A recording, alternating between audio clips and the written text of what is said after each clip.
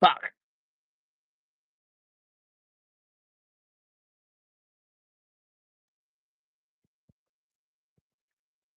Push down.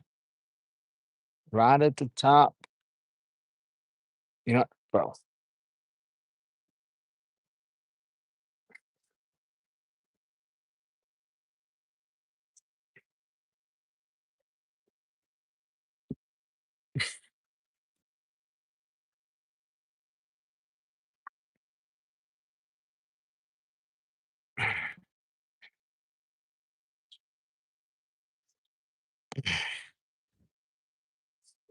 Ay, coño.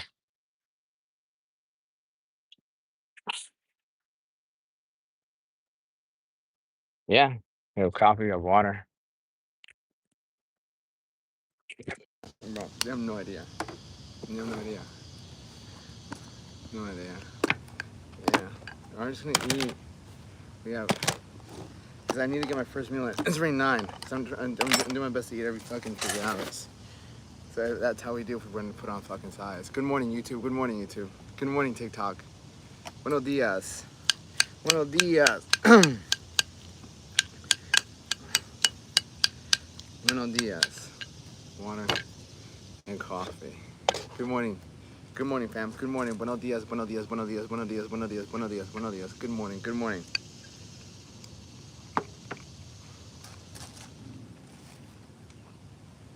Good morning. What up, Billy? Billy. Good morning, everybody. Buenos dias. Buenos dias. Good morning. Buenos dias. Grand Rising. I'm like, Gerber baby rice right there. It's just Gerber.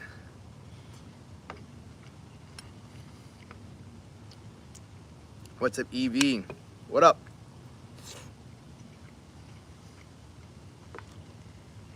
Good morning. Grand Rising. Good morning.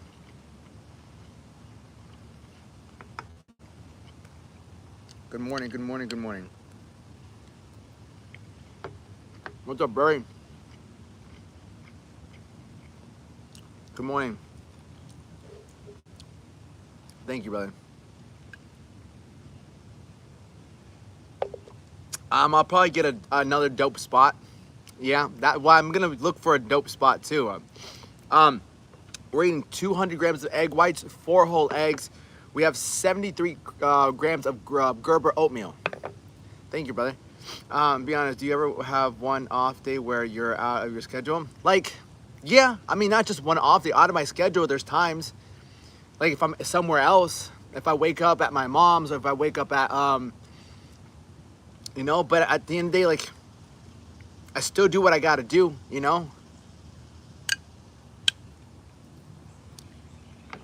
You know, it's a choice. You always have a choice. You have a choice every single day. What time do you get to wake up at? You have a choice. Like, what am I gonna drink today? What am I gonna eat today? You know? And do you beat yourself up about it or just continue in your own routine after those times? No, no, I don't really beat myself up. There's no point. And I'm not completely off by a mile, you know? Good morning. Hello, good morning, Mira. Kyo, Mira. The zigzag. Hello, zigzag. I like that. So I got TikTok live and I got YouTube live. So I always go back and forth with YouTube. Grand Rising. Good morning. If this is your first time here, welcome. My name is Alex Duenas, the Alex Duenas, and I'm here to provide you with as much clarity as I can through my 19 years of working out experience and my 12 years of experience coaching and training people, overcoming negative habits, overcoming habits of food, lust, procrastination. So here we are having some breakfast. I mean today, so we have 200 grams of egg whites, 4 whole eggs, 73 grams of Gerber oatmeal.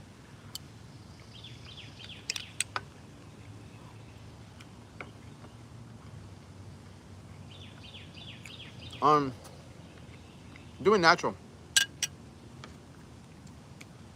Do you think you should use do I think you should use steroids to gain muscle or do it naturally? I'll give you some hope, brother. So, just real quick, bro. This was me when I was 13. Where we at? Good morning. Buenos dias, everybody. Buenos dias. This is me when I was 13, bro. Good morning. Buenos dias. Good morning. That's me. I was super skinny, but then this is me at 22, right? 22 and 13. 13 years old, 1 year after working out, and that's me at 22 after 10 years of working out. I'm 31 currently. I know, and so like I would say, hire a coach before. If you seem like you can't do it yourself, then hire help, hire a coach, right? Sorry, I meant to gain muscle. Yeah, I know, bro, has installed drywall. I've never installed drywall a day in my life. Best way to gain weight is to get out of here. What is this? What's up, Scooby? No, that's me. That's me when I was 21 and 13. Good morning, dude. Love ya. What's up, David? How are you, brother? How are you, Bubba? Good morning. Good morning. What up, G? Well, I'm 200 grams of egg whites. I don't like to say eggs and oatmeal because you need to know your numbers. That's what I want to say. It's not eggs and oatmeal. It's 200 grams of egg whites, 4 whole eggs, 73 grams of Gerber oatmeal. I want you to really pay attention to that. So you tell me you're not just eating eggs and oatmeal. I'm like, no, I'm eating precise the amount. Like I know exactly how much I'm eating. Because if we know how much we're eating, then we can know how much we're going to lose, how much we're going to gain, and how we're going to look. Very good to gain weight. Cow butter? No, don't fucking use cow butter, bro.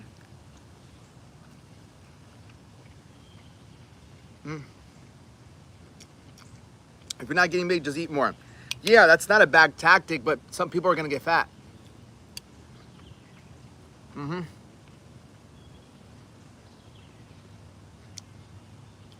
have the best positive vibes, brother. We need, bro, it's just, yeah. Yeah, bro, I mean, that's why I get on here, man. I'm like,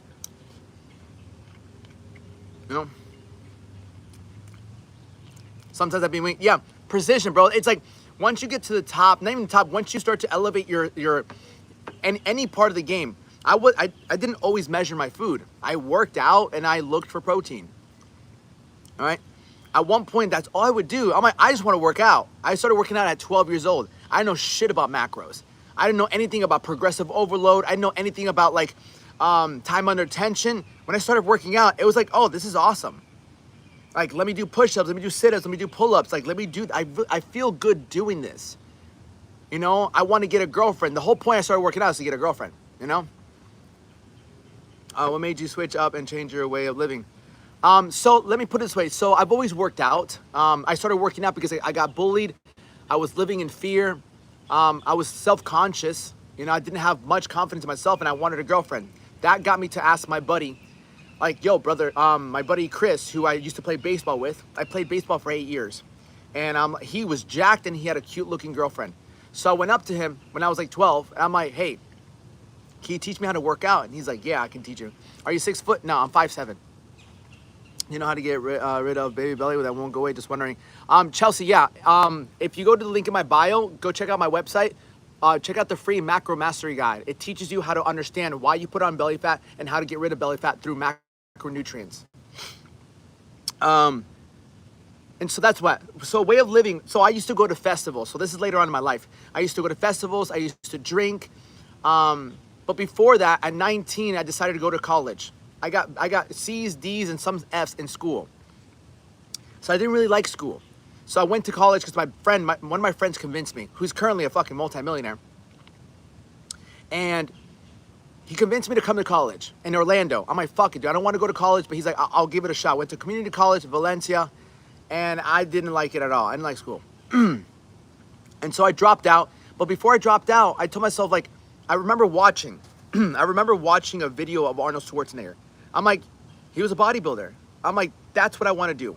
I've been working out since I was 12. I'm 19. I don't want to go to college. I just want to be a bodybuilder. So I moved back home. I got my lifeguarding job. I was a lifeguard for 4 years since I was 16. So I became a lifeguard and I just started dedicating myself to bodybuilding. So that's like the first place I really got my life, not in order, but I really just said, forget, like I didn't drink much, but I used to smoke a lot of weed. I stopped smoking. I stopped like doing that. And for like 4 years straight, all I did was bodybuild, work, bodybuild, and sleep. That's it. And so now let me ask you a question. What change are you asking about? Mentally, physically, spiritually, which change? I have TikTok live over here. Man, that's me. Not even the chat. No, I have a TikTok live over here. Both. What do you mean both? Like, for example, like right now, let me ask you this. Like, what part of your life do you feel like you're struggling with the most? It's okay. Alex, are you a PT or some Jesus pastor? I'm a PT. I became a personal trainer at 19. And, but I do personal training online. Yeah.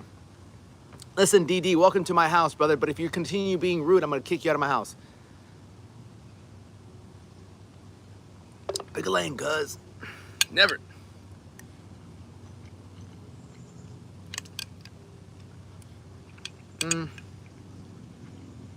So.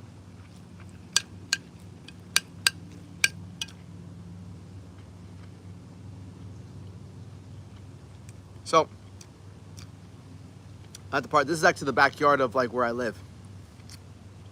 All right, so does lifting heavy weight stop doing drug? All right, no, it doesn't. So, what are we in? Hi, what's up, Siobhan? Okay, so let me answer this. Okay, right now, all right, so I always tell people discipline, right? For me, discipline started at an early age. So my dad disciplined me in baseball.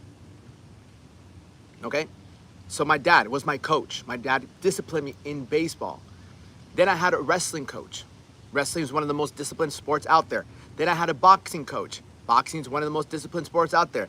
Then I had weightlifting class. That disciplined me and he taught me more about weightlifting. I had 2 football coaches who taught me how to lift. Then I had bodybuilding coaches. I had 4 bodybuilding coaches. 2 bodybuilding coaches were really good, and I competed twice in bodybuilding. Then I had a business coach. So if we want to come to the root of where a lot of my discipline came, is like I always had coaches in my life. So what's the job of a coach? The job of a coach is to make you do the shit you don't want to fucking do, because they know what's best for you.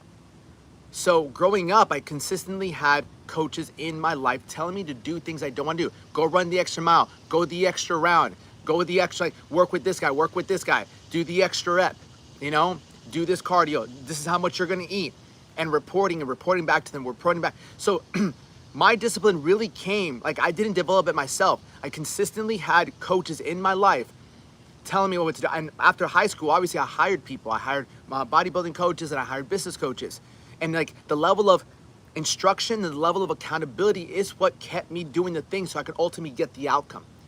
The outcome of the body, the outcome of the business. So ultimately, like that's what really got me to become more disciplined. Now, I coach people and I help people become more disciplined simply by both agreeing on where you want to go and where do you want to end up.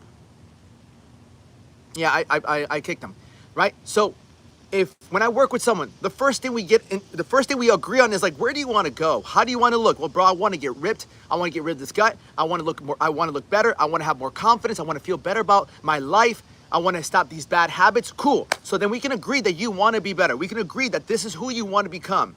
So in order for you to become that, now we have to align. Where are you? What is it that you're doing every day? Well, I'm waking up late. I'm skipping my workouts. I drink when I'm with my people, or I smoke when I'm bored, or I constantly snack because I don't really know what to eat. Perfect. Now we know what's throwing you off. These are your daily habits. You and I, we have daily habits that have gotten us to wherever we are now. If we want to change where we're going, we first have to know where we're going, the destination, which is what we agreed on, the vision. From there, we focus on the daily habits. When we focus on the daily habits, then we can change the trajectory of where you're going. That's where it really starts. And once we have a clear vision, we have a clear address, it's much easier to become disciplined. But if you're trying to be disciplined and it's not working, it's because number one, you don't have a compelling enough vision for your life. I want to do it because I want to be healthier. And that doesn't fucking motivate anybody. Let's be honest. Okay? Let's be honest.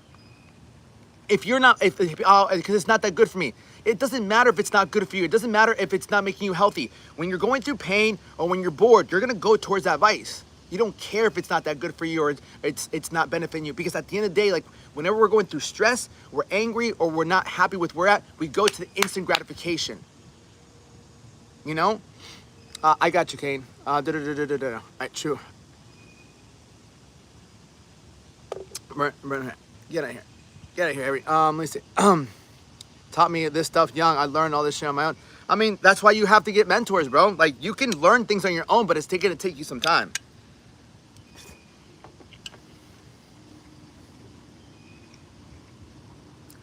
So, currently just here for your pep talk. Nice. Good morning. Good morning. Anna has different things that motivates them. Yeah. Yeah, but nobody wants to be out of shape, broke, living with a horrible partner, or single forever and not close to some sort of spirituality. Seeing the tunnel, bro, this is the main thing I live by and help others do. Get out of that comfort zone. Yeah, 100%, man. Okay, buddy. Yeah, now everyone's gonna like you. You know, some people do. No. Go into a room full of people. Raise your hand if you want to be overweight. Raise your hand if you want to be broke. Raise your hand if you want to have a horrible relationship with someone that just bitches at you. Raise your hand if you got no spiritual connection. No one's gonna raise their hand, and if they do, they're lying to themselves. No mention for some people, man. You grew up privileged to have access to those things. It didn't grow up privileged, bro. I sought them out, right? I went to college, didn't like college, dropped out of college. I made money and I found people. It's not being privileged, bro. I just wanted a better life for myself. You didn't want it bad enough. So you're here telling yourself, oh, you grew up privileged. I didn't grow up privileged at all, brother. In high school, homie. Yeah, high school, motherfucker. Did you go to high school? We eat 200 grams of egg whites, 4 whole eggs.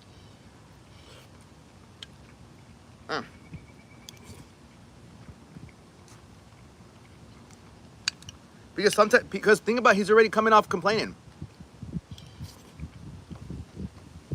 What's up?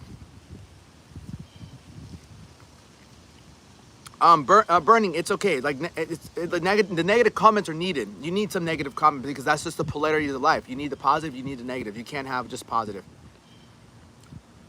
You got an ego on you, young man. I mean, so do you. Right? That's it.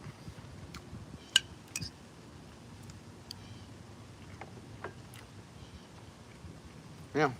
But it's okay. People hit on me.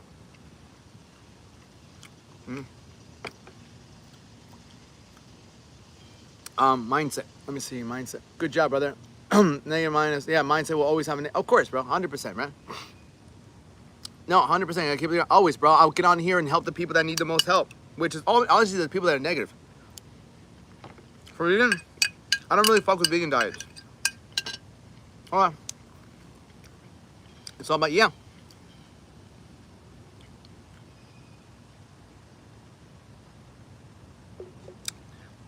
It's super powerful, and it's like getting around people and like who you listen to, what you watch, right? The first step in self-mastery is through what we ingest. 2 parents and grew up in a great neighborhood that was safe. Acknowledging a privilege shouldn't be that hard for you. I mean, if you call that privilege, I mean, sure. I did grow up with 2 parents. My mom's from Colombia, my dad's from El Salvador. None of them, like, they came to this country not knowing the language at all. Absolutely. There's people who grew up in a worse situation than me and became very successful. It's not about my circumstances, my brother, because I had no control of the parents I grew up with. I had no control of where they housed me. None of that. None. It's not my fault that my parents did what they could to make sure that me and my brother were doing good. It's maybe your parents, maybe you didn't have parents. Maybe that's not something you can control. But what can you control? You can control what you watch, what you do with your body, what you think, and what you eat. And how you look at life. That's what you can control. Go look at some autobiographies of people who started with nothing, like both parents dead or something like that. There's somebody who always was worse. Menu, my brother. Can we see the back tat later? Eggs and baby food. Yeah! User, how do you know eggs and baby food? Yeah, eggs and Gerber oatmeal. And shit on my own. Congratulations, brother. That's good, bro. As long as you keep moving forward, you'll be good, man. It's a great story. Then you know what? You can give people hope. Because if you had to learn this, right? If you had to learn this all on your own, then you can show other people. Then when you have kids, you don't have to put them through that. Yeah. Cheers, brother. Yeah. How do you develop healthy habits? You start by one healthy habit. When you develop one healthy habit and you start to notice the results of it, it motivates you to develop other better healthy habits. Number 1. Number 2, get around other people who have really good habits. That's the fastest way. Yes. Because I don't consider that privilege. I know, like, I don't know what you consider privilege. I don't consider having 2 parents and growing up in a house privilege, right? So we have 2 different definitions of privilege. How do you have the first healthy habit? Well, let's put it this way, bro. The first healthy habit I would recommend anyone develop is the habit of not drinking. You know, you as well, my brother. That's like the first healthy habit. Quit the drinking. Like, that's the first thing I would say. Just anything like alcohol, any like drugs, that's the first habit I would develop. Just don't do that. That will significantly improve your life. You know?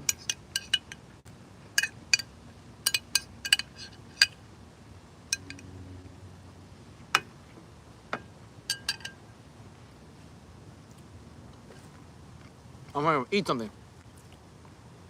I go meet people in the hood that's who needs help. I'll stick to my TikTok lives, and when I meet people in person, I'll help them out. Habit formed by repetition. Well, let's make it more personal, brother. What's a negative habit that you have that you want to change? We can start there. Yeah, it has your mind wrapped. Okay. The way you are, but much love, brother. Much love. Some people love it, some people hate it, but that's okay. And words between homes, my mom's dad, it sucked. I wanted better for my kids. Yeah. I mean, same. Look at Tony Robbins. He grew up with like 4 fathers, you know, and a lot of the bad things that happened to Tony Robbins, bad things, he wouldn't change because it made him to in who he is. Nation. How do I start to build abs as a female? Well, first and foremost, you got to get your macronutrients in line, right? Abs are like, everybody has abs. You have abs, you have abs. It's just you have a layer of body fat. Okay? You can work your abs out all day long. Like, if I have abs underneath here, you'll never see them because I have my shirt on. The only way you can see abs is to trim off the body fat. People helping him along the way, sir. You can say that, but you don't know his life. I mean, he grew up with his father leaving them, right? His father left him. But again, like people will, anybody in my opinion says, oh, he had that. It's just somebody full of excuses. Don't pay your parents how privilege you need to humble yourself. No, but I'm very thankful for both my parents. You know, kids the same thing. Yeah, I'm very thankful for my family. His dad's no, know his life either. Aspiring day trader trying to conquer revenge trading after taking loss. Thoughts? I mean, I don't know much about day trading. What I do know is get yourself into a state of high state of frequency. You feel me? If you coming from a loss, you have to get a win. You see what I'm saying? If you focus on just that loss, then you're gonna bring your own self down. I would focus on what's a really good win that you can get. Go get a workout in. Number 1. Number 2, go attitude of gratitude. Just start being grateful for what you have. When you realize you get a win by stacking those wins with your workouts, eat something that you know is going to benefit your mind and body and soul, and you go right into that positive self-talk of like, look at everything I have. You'll realize you'll minimize the loss. But if you focus so much on the loss, you expand the loss and you minimize your wins. Think about it from that approach. Dude, just acknowledge that without being insecure. I'm not being insecure about privilege. I'm like, okay. I mean, the fact that you're still stuck on that just shows me, like, yeah, I love Tony Robbins. He's inside. You know, maybe replace beef versus chicken because beef too much fat in the micro. No, depends on what your fats are, bro. Like, what are your fats? You have a daily budget of fats, right? If it fits within the budget, then you'll be fine. You know? Hello, Mimi. How are you? What up, Lewis? How are you?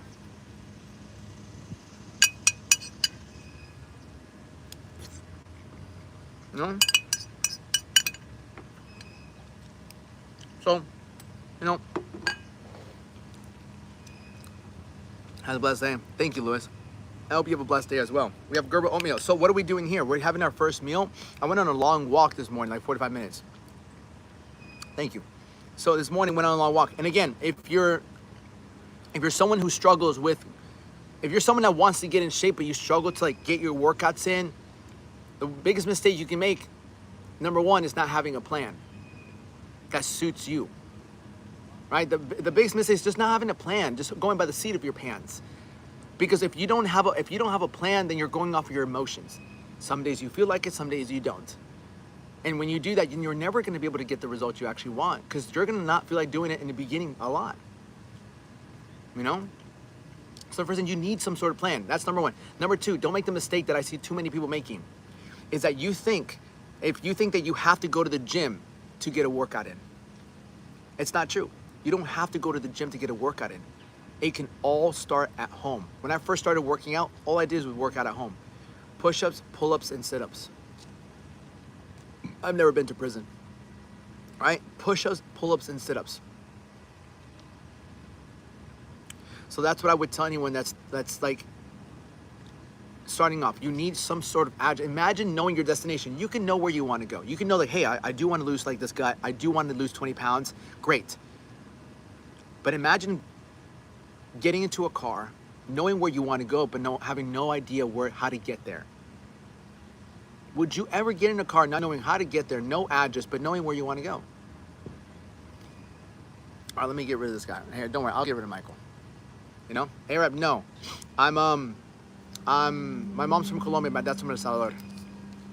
5 minute has been here. Louis, because we got a lot of haters this morning, but it's okay. People hate on what they gave up on. People hate on what they don't understand. But listen, but it's no, it doesn't faze me. And your health and fitness is a great way to overcome this thing. Well done. Thank you, brother. I appreciate that. Much love. I love people. So, you know, when this is my wife. No, welcome back home. Well, there was present. True, I like that saying. Yeah, 100, bro. People hate on what they gave up on. Always remember that. And so, yo también. So, I've been employed for the last 3 years. I'm 23. Used to be working since I was 620. I started a drug habit. My point is, I'm staggering hard. What do you recommend? So I like this. Good morning. So I want to admit to you that I've been unemployed for the last 3 years, and I'm 23. Used to be working since I was 16, 21, and I started a drug habit. My point is, I'm staggering hard. What do you recommend? Number one, bro. Number one, first and foremost things, you have to give yourself grace. All right. Like, you have to give yourself grace. If you don't give yourself grace, you're just going to continue to beat yourself up. This goes for anybody. If you feel like you're at a low point in life, the first thing you have to do is give yourself grace. It's all good. You made some mistakes. Forgive yourself. No one's perfect, right? No one's perfect. Give yourself some grace. But if you're beating yourself down, it's not going to make anything better, right? That's it. Fix the arm first. So give yourself some grace, bro. Like, you're 23, you're young, you're still super fucking young, bro. You make some mistakes. Things happen in life, okay? What up, Callie? What up, Charlie Brown? Okay, that's number one. Number two, literally gratitude. Start off with gratitude, man. You know, like, just look around and just be like, thank you for, I got a roof over my head. I got some water. I got some legs. I got a beating heart. I got breath in my lung. Like, I'm just thankful. Like, I got some shoes. I got some clothes. Like, start just being thankful for, like, start pointing everything out. Because what ends up happening, when you magnify what you already have, you start to feel better about, like, you don't focus on the lack. You focus on the abundance that there already is, you know? So when you focus on the abundance, it changes your energy, right? So, again, attitude of gratitude. That's number two.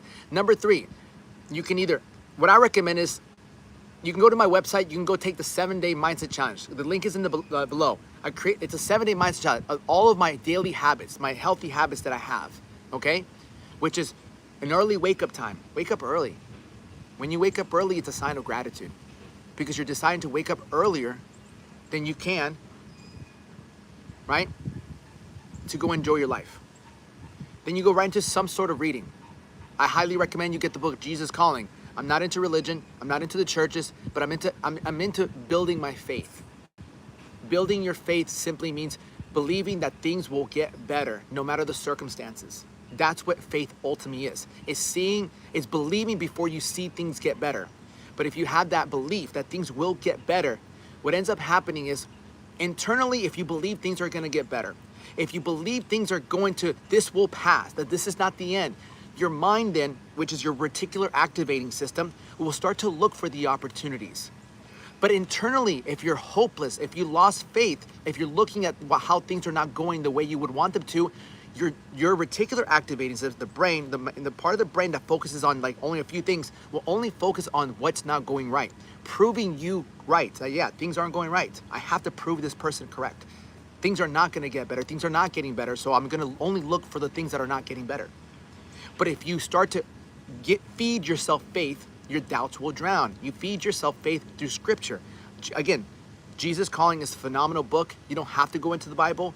Jesus Calling is just a daily reminder that everything will get better. Things have to get better.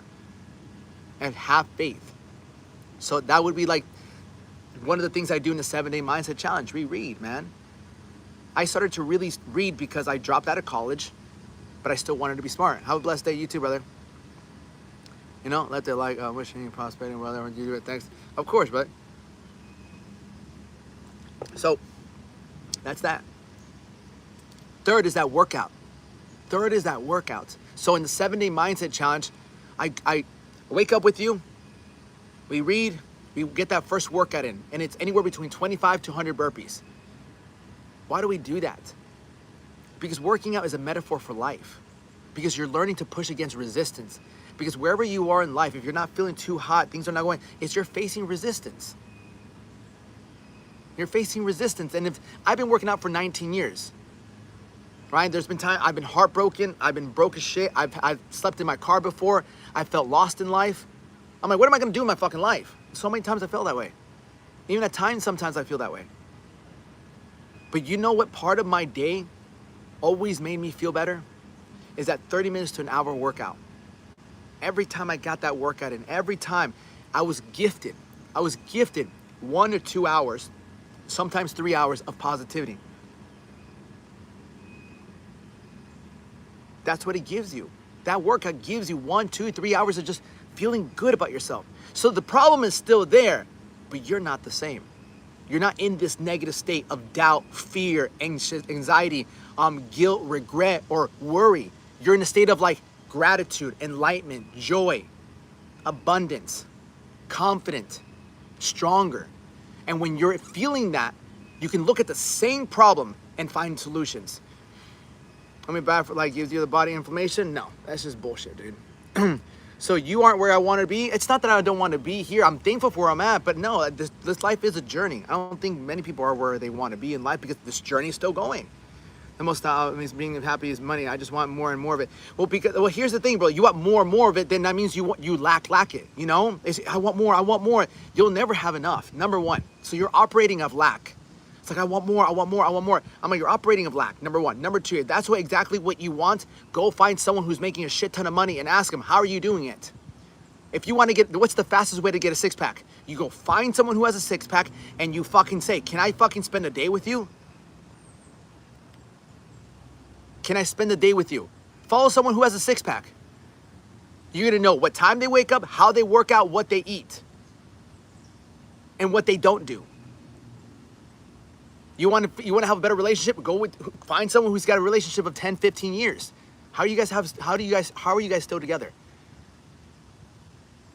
Think about that. So it's like, bro, I want money. I'm like, what are you doing? Like, who are you spending your time with? How many books have you read on money? What skills have you developed? It's better than oatmeal after working out. There is no grits. Oatmeal, it doesn't fucking matter. It really doesn't fucking matter. Each one of them have a certain amount of carbs. I mean, you can spend a day with someone who has a six pack for sure.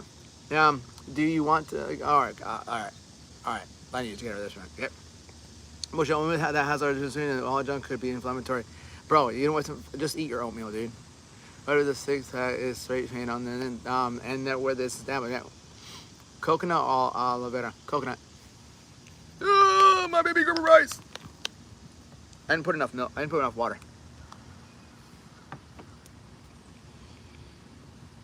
Good morning.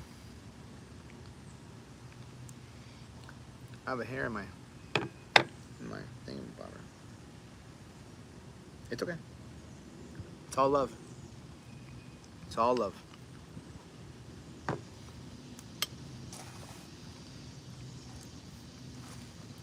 That's had a positive impact on you, on fashion you live. Something more in the realm of self-help, like a better. Listen, ZEP, get the Jesus Calling book. Fuck any other book, bro. Fuck any other book, because the book is not gonna make you feel positive. Positive action creates positive state of mind.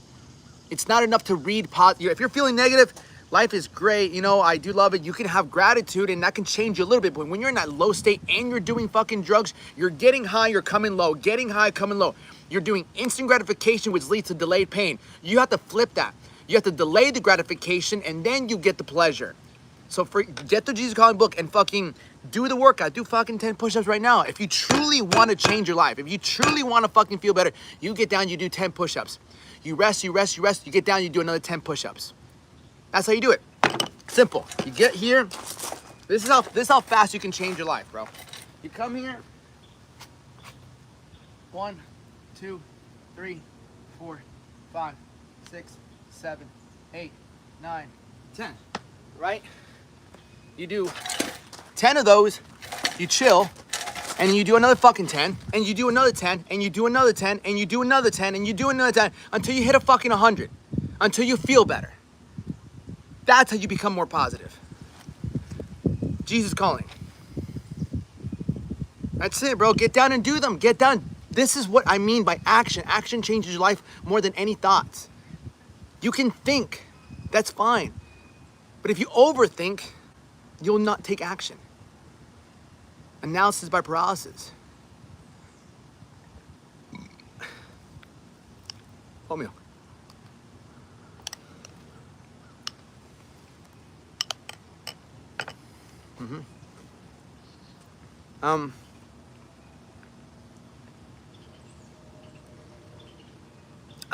I don't drink protein shakes no more because they fucked up my stomach. Yeah, I taught a class every day for 30 minutes, simple and exercise. That's 100%. Of course, hi there. I'd like to be one of my new affiliates for peptides. Fuck peptides. Fuck no. Nothing against you, but I don't like peptides. I don't promote peptides. I'm not gonna fucking promote them. Fuck them. I'll listen when you calm down. Kane, how about you go kick rocks? You go kick rock. I'll eat this oatmeal. We'll knock out some push-ups. Why not?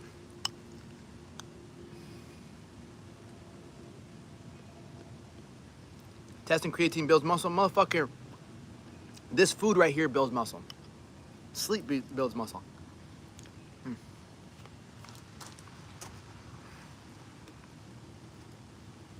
Don't be scared of protein shakes, bro. I drink protein shakes for 15 years. I used to drink protein shakes I wish I could still drink them, but my stomach's messed up. The dog is inside.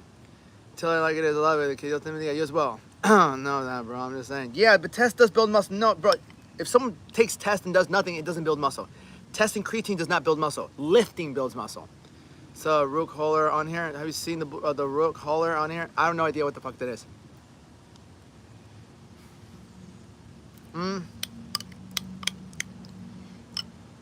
I've only taken Adderall once in my life and it fucking sucked ass. I never liked Adderall. I'm like, this is stupid. It made me sweat. A motivational speaker. Aaron, I'm already a speaker. It took me an hour and a half. I'm telling you, Lewis, fuck yeah, it does. Bro, I reached 200 push-ups in sets of 15. It takes me an hour and a half. You're right, though. It makes me feel better. Of course it does, brother. Because you're fucking putting yourself in a situation to you're making yourself stronger. You're getting down, pushing yourself back up. Mentally, you're proving to yourself that you can get back up. No matter how many times the life kicks you down, you get back up and you do and you get a good pump and you're taking care of this vessel. You're taking care of the one thing that you didn't have to fucking buy. This was gifted to you. This was gifted to you. What better way to show gratitude than to take care of the thing that nobody can take away from you, that was gifted to God, this heart. You didn't have to work for this heart. It was given to you. Gerber oatmeal. But anything that ability doesn't necessarily serve me. Actually, causes me lots of distress. Yeah. See, speaking of thinking, I can think deep. No, thinking deep isn't. There's a difference between thinking deep and thinking a lot. Right?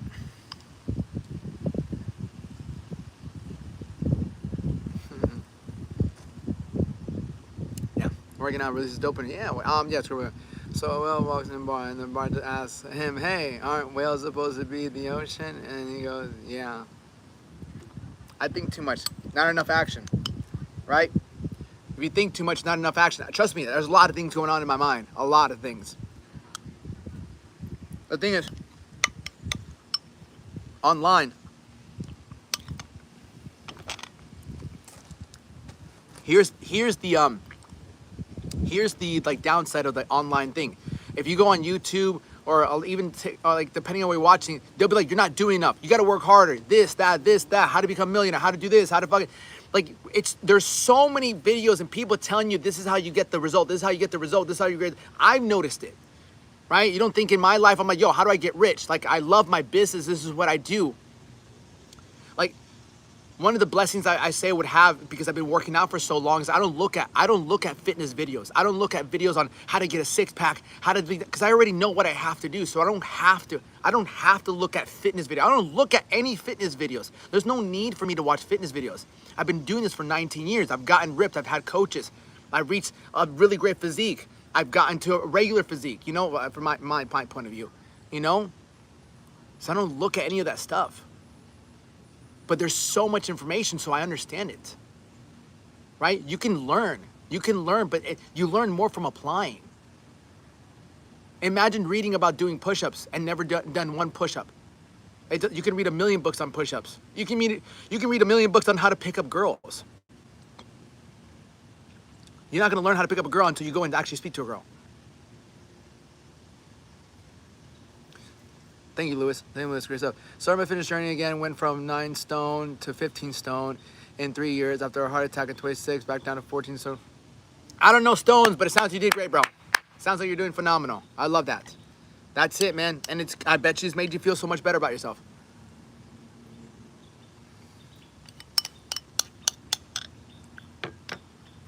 Lovely. I don't know. What's your thoughts on TRT versus peptides? I've never done either one of them.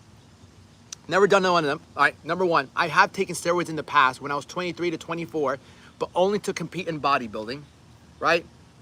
This was me after my first show naturally, right? Where am I at? Where's Shredded Alex at the beach? This is me after my first show. I was 22 here, right? That was me at 22. I just got done competing in my first bodybuilding show naturally. This is me an hour before stepping on stage. You don't look like this all the time. This is me an hour before stepping on stage. This is my second bodybuilding show at 24 years old. Right? That's when I was enhanced. I only ever took gear to compete in body, never to look good. Never to look good. Why would I do that, bro? This was me at fucking 17 years old as a lifeguard. And my boy, there's no need for me to take fucking steroids at all. I looked great. I was working out since I was 12 years old. That's me at 17 years old. There's no need to. So TRT versus peptides. Number one, I've never used any of them. Number two, why do you want to take that, right? Have you gotten your blood work done? I just got my blood work done. My testosterone came back to 836, 840. I thought it was low, but turns out it's not low. It's at 840. I don't take anything, but I don't drink. I eat right. I can't say I get good sleep because I don't really sleep that much. I sleep like 5 hours, 6 hours maybe. You know, for a bench, I was 170, nice, but like good. Yeah, I've never really cared about strength like that. I don't care about strength. I care about being able to look good, have energy, and feel good about myself. So years old, what got you into working out so young? So let me put it this way. I got bullied. At a young age, I got bullied. This is me at 13. Right, that's me at 13, that's me at 22. 13. So I started working out because I just wanted a cute girlfriend. I got bullied, I was insecure, and I just wanted a girlfriend. And a buddy of mine had a girl, and he was jacked for a 12-year-old. And then I went up to him after baseball practice. I'm like, bro, can you show me to do what you do? He's like, yeah. Because his father worked out. His dad worked out. I think he was a firefighter. And he taught his son how to work out. And so I asked him. I was never afraid to ask. Right? I was never afraid to ask. If you never ask, you'll never get what you want. Asking, you shall receive. Seeking, you shall find. Knocking, the door will be open.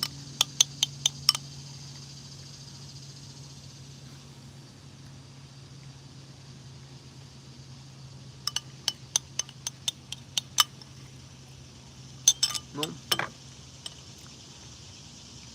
100%, even dumb questions. Yeah. I think there's no such thing as dumb questions, you know. At least I like to have patience. I like to have patience with people, even to ask like because that's what I don't like about school too. School is you're so afraid to ask questions because you might answer incorrectly. You don't want to look dumb when you ask a question, but it's like, I don't know if there's such thing as dumb questions. Like there's questions that I might be like, bro. But at the same time, I'm like, why am I gonna punish somebody for asking a question? Like I think was it Seneca or Marcus Aurelius? I'm not sure, but somebody said something about like when you ask, you look like a fool. But you only look like a fool for a minute versus never asking and living like a fool for the rest of your life. You know, why you hate dumb questions? I don't hate dumb questions. I like it, man. Good form, bro. Keep it up. See you. You as well, brother. You know? I use bro a lot. It's because I grew up like this. How much rest in between sets? I don't know. I don't really count, dude. I don't really count. I'm not like, all right, 60 seconds, 90 seconds. I'm like, all right, rest and then, or superset. That's what I like to do, superset. So if you're doing a chest, then do back as well. Or shoulders. I like to do a push and pull. Here from Brownsville, Texas. What up, Texas? What's a great app that I can keep track of macros that will tell me how to calculate my much I need? I'm 5'8", 270 pounds. Brother, Julio, that's my fucking father's name. Brother, first and foremost, I'm 5'7", all right? I'm 5'7", 160 pounds. All right, 5'7", 160. What I would recommend, brother, is first and foremost, go to my website and look at if you scroll down, you'll find the Macro Mastery Guide. It's free. It'll teach you how, like, you're 270 pounds, bro. I'll show you one of my clients, right?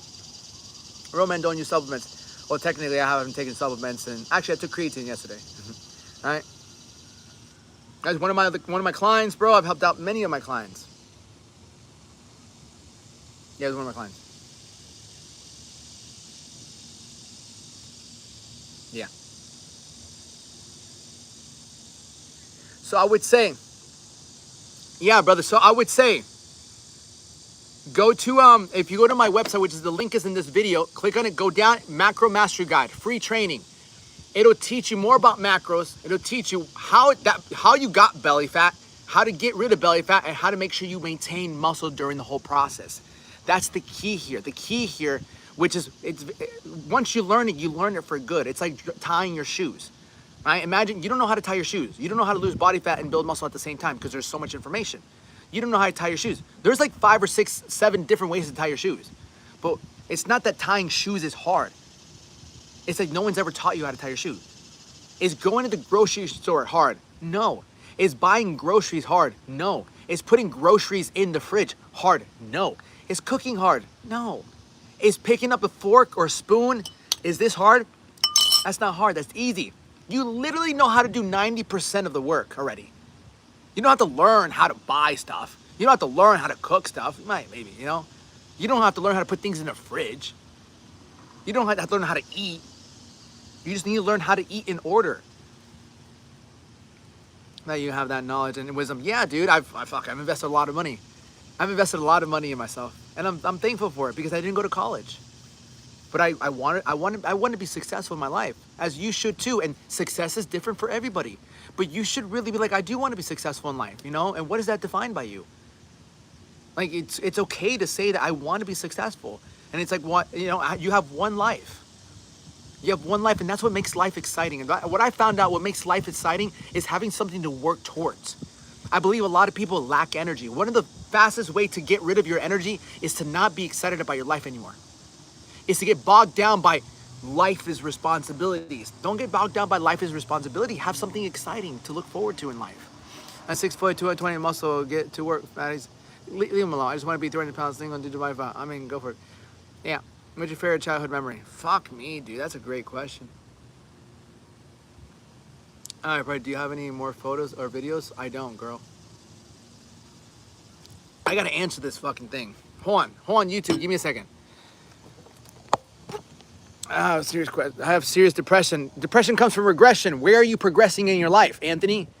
Are you progressing in your fitness? Are you progressing in your finances? Are you progressing in your relationship? Are you progressing in your faith? Where are you progressing? Because if you're not progressing in any of those, then you're regressing. There's no such thing as stagnation in life. No one's stagnant. We're either progressing or we're regressing. We're either living or dying. We're either growing or dying. Good morning, Kathy. Give me 1 second, guys. I got to answer this Gurriff af. Okay, I got to figure that out. No, bro, just make progress, bro. When's the last time you got to work at it, right? Anthony, when's the last time you worked at it? Right? I have serious depression. Depression, right? Depression means you've also kind of given up, bro. I have serious, not even depression, bro. You don't have depression. You have serious depression. What's the difference between unserious depression and then serious depression? You know? I have another question. Have you ever heard about Anita's Fire Blood supplement? Yeah, but dude, you don't really need that stuff. How far in debt me? I don't know. I got like my car, a credit card. Yeah, I have a good amount of debt. That's part of life. Part of ever since my mom passed. That's tough, brother. That's tough, right? That's one of the toughest things. But would she want you to be depressed? I lost 4 pounds. Good shit. Good job. Keep going. Congratulations. I think everybody has debt. I live right now. Yeah, everyone. Fuck it. That's part of life, right? No, you always told me not to cry over. Yeah, I mean, shit. Why are you just sitting around and go pay your bills? Well, Colin, technically, this is how I do pay my bills. Right, this is marketing, right? I also really enjoy this. I'll be in town next Sunday and Monday if you're available that either day. Sunday, Monday, yeah. Now I gotta look for a place. Past 12 years ago, it feels like yesterday. Oh, 12 years ago, hands I got to you, thank you. 12 years ago, I mean, bro, it's gonna be tough 100%. But again, like, where are you progressing, brother? Do you think she would want to see you kind of still dwelling on that? Right? Once again, brother, you're 41, 42 years old, bro. It's never too late to change. If you need help, bro, shoot me a message, right? Years are equal to a month. I don't. This is how I know you don't know much about business. I don't make money off YouTube, right? I share my wisdom, I share my experiences, I share my thoughts, and I show people what I can do for them based on the people that I've helped. People hit me up, we have a conversation. Some people become clients, some people don't. Some like Colin Seller. Okay, thank you for coming to my house, though, brother. If you wanna stay, you're more than welcome to stay, brother. You don't have to stay, you know. Appreciate it. You're a failure. Perfect, brother. Good. The more I fail, the more I succeed. Always remember that, guys. Have someone on YouTube. He's like, you're a failure. Now, technically, that's not. I have failed a lot, which is a beautiful thing. Which is a beautiful thing. You failed. Perfect. You know how many times Thomas Edison failed? Right? A lot of times. A lot of times. Failure means you're trying. What a beautiful thing. What a beautiful thing that you're still trying. Fuck yeah. It's okay, but I don't get mad at these people. Like this guy just said, your gay feminine side covered by tattoos. There's a lot of negative people on TikTok. I mean, on YouTube, it doesn't really faze me. It doesn't, because think about where they're coming from. Think about what do you have to have in your heart? What do you have to have in your heart to hate so much? Is it a privilege to talk here? No, everyone's free to speak their mind. Obviously, I got YouTube people, you know, being dickheads, but it's okay. It just, to me, just shows that they need more help than anything. I'm not upset with them. Yeah, if you're talking this early morning, well, think about it. They woke up, they looked at their life, right? They woke up this morning and they looked at their life, hated that shit, got on YouTube. They see a good-looking man with positivity who's jacked, and they're like, I hate this guy. This guy looks like he's living a better life than me. Fuck him. And that's how people are. That's how people hate on what they gave up on. That's it, man. That's it. And that's the thing. Think about it this way. There's two emotions that you invoke in people when they see you. When someone sees, let's say, a Lamborghini, so one person will be like, wow, dude, like, I want one. That's inspiring. The second person will be like, oh, they probably, I don't know, stole money, robbed someone. They probably fucked somebody. Oh, they probably scammed someone. That's the thing, you know? Kingdom, keep up the good work. Stay safe. You as well, brother. God bless you. Hey, brother. What's up, Gravity Core Fitness? Yeah, true. That can't be done again, man, bro. Alex, what color is your Bugatti? Ha! What color is my Bugatti? Don't have one. Life never gets easier. I feel like people don't realize that. It doesn't, but you can get tougher. Can you do a prayer live? At one point, I can. People want what they can't have. Yeah, but they can have it. They can get in shape, bro. I'm trying to come up with necktie joke. The courageous throat. We have the I heard that one the other day. I'm a courageous throat. That's actually nice. Courageous throat. What else? What else? Let me bang out some pushes real quick. Here you go. Let me just bang out these pushes real quick.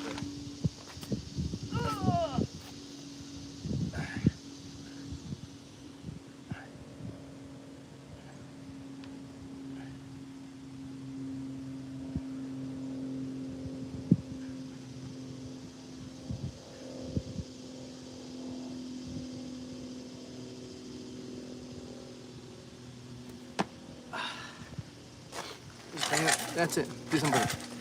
Every time I'm telling you, I definitely always lead with some type of knowledge, inspiration. Of course, brother. That's the whole goal. Cutting ears, didn't you ever praise him? No. So just have to play. It's okay. All right. So, what about people who don't care about a Lamborghini? Saying there are two types of people. It's just two types of people. Yeah, some people don't care about it, but it doesn't matter. Some people will be inspired by it. Some people will hate on it. That's the thing. That's the thing. Some people will be inspired. It's like when you lose weight. Like, I've had clients that they've lost weight. Some people congratulate them, and some people are envious. Some people will be inspired by the progress you made, and some people will be envious because they try to do it and they couldn't do it. That's just life. But once you understand people's perception is just a reflection of themselves, you won't take it so personal.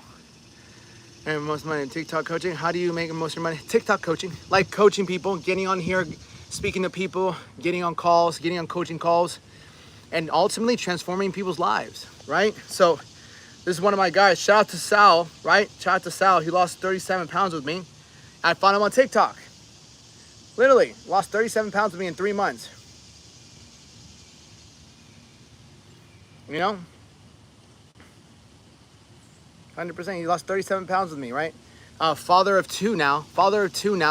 He's a Marine, you know? Worked with me. Mindset, training, nutrition. You know, mindset, training, nutrition. There's like, I'll even show you. Let me see if I took a screenshot of it.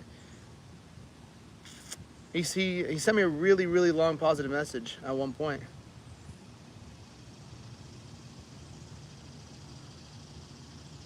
Yeah.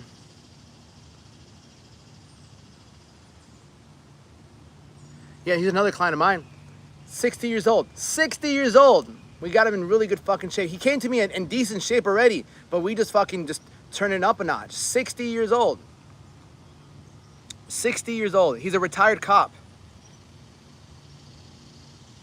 Right? Retired police officer. Got him shredded. Yeah. My girl B-Dog. She came to me really skinny, and then we got her jacked. I taught her boxing, and I got her to fucking get jacked. She had no muscle when she came to me. B-Dog. Yeah, I call her B-Dog. Shout out to Brenda. She was a nurse, and we trained for a whole year together. And she wanted to leave the nursing job, and we built up her confidence. Taught her boxing, taught her macros, taught her how to lift. And after a year, she quit her job. She moved to Colorado, started a new job. And she did that because she simply built herself up. You'd be surprised what you can do once you gain confidence. Once you gain your confidence back. I'm in Gainesville. Once you gain your confidence back and you feel good about yourself, like, you will look at more opportunities in life, and you'll look like you can conquer more mountains. Before, she didn't think she could leave her job. She had a nursing job. She went to school for nursing. You know, but once we built her confidence up, she's like, I don't want to fucking be here no more. And so she left the nursing job, and she actually went into sales. She became a recruiter, moved to Colorado by herself. It's because it's something you do for yourself and it's health. Lamborghini is no, but Lamborghini is not materialistic. Here's the thing, like, that's where you don't understand how, like, money works. Okay, you say weight loss is great because it's something you do for yourself and health. Lamborghini is materialistic. That person had to help enough people had to pay that person to get what they have. I have my apartment because I help men lose weight. I have my apartment and I pay my bills because I help men every single day stop eating like shit. I have my apartment, I have my car, I have my food because every day I help people overcome, like, their biggest vices. I help people have more energy. I help people get more confidence. So at the end of the day, all of that is like materialistic stuff or houses or things like that is because you did something for somebody and they paid you. Sales is better than being a nurse. It's not better than being a nurse. You just didn't want to be a nurse anymore. You know? Weren't you living in Brickell for a while? Yeah, I lived in Brickell for a year. Yeah. And then I wasn't really a big fan of Miami. Where's the available? Sunday or Monday? Oh shit, I think Sunday. Jesus, yeah.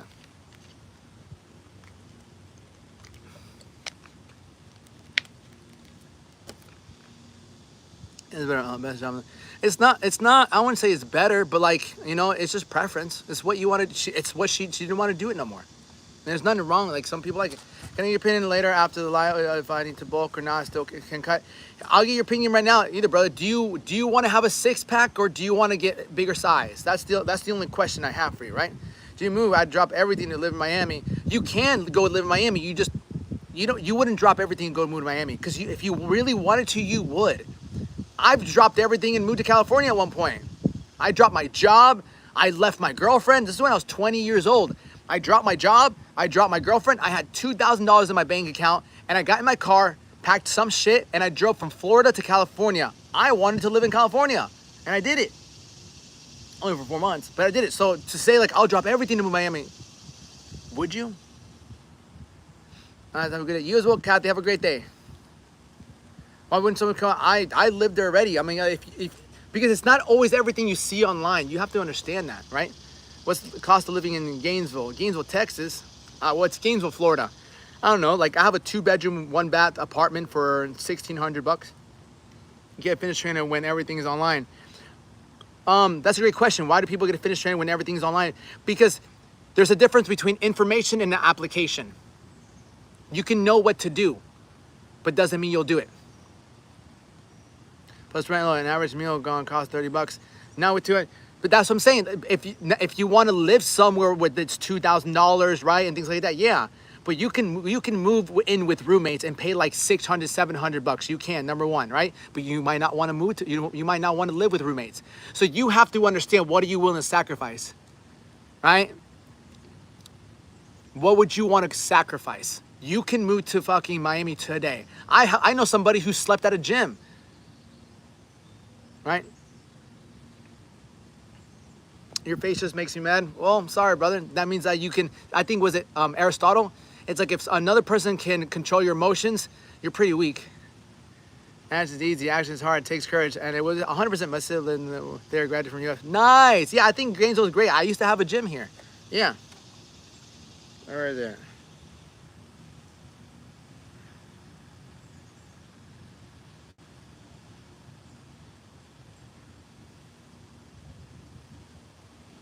Yeah, I used to have a gym here.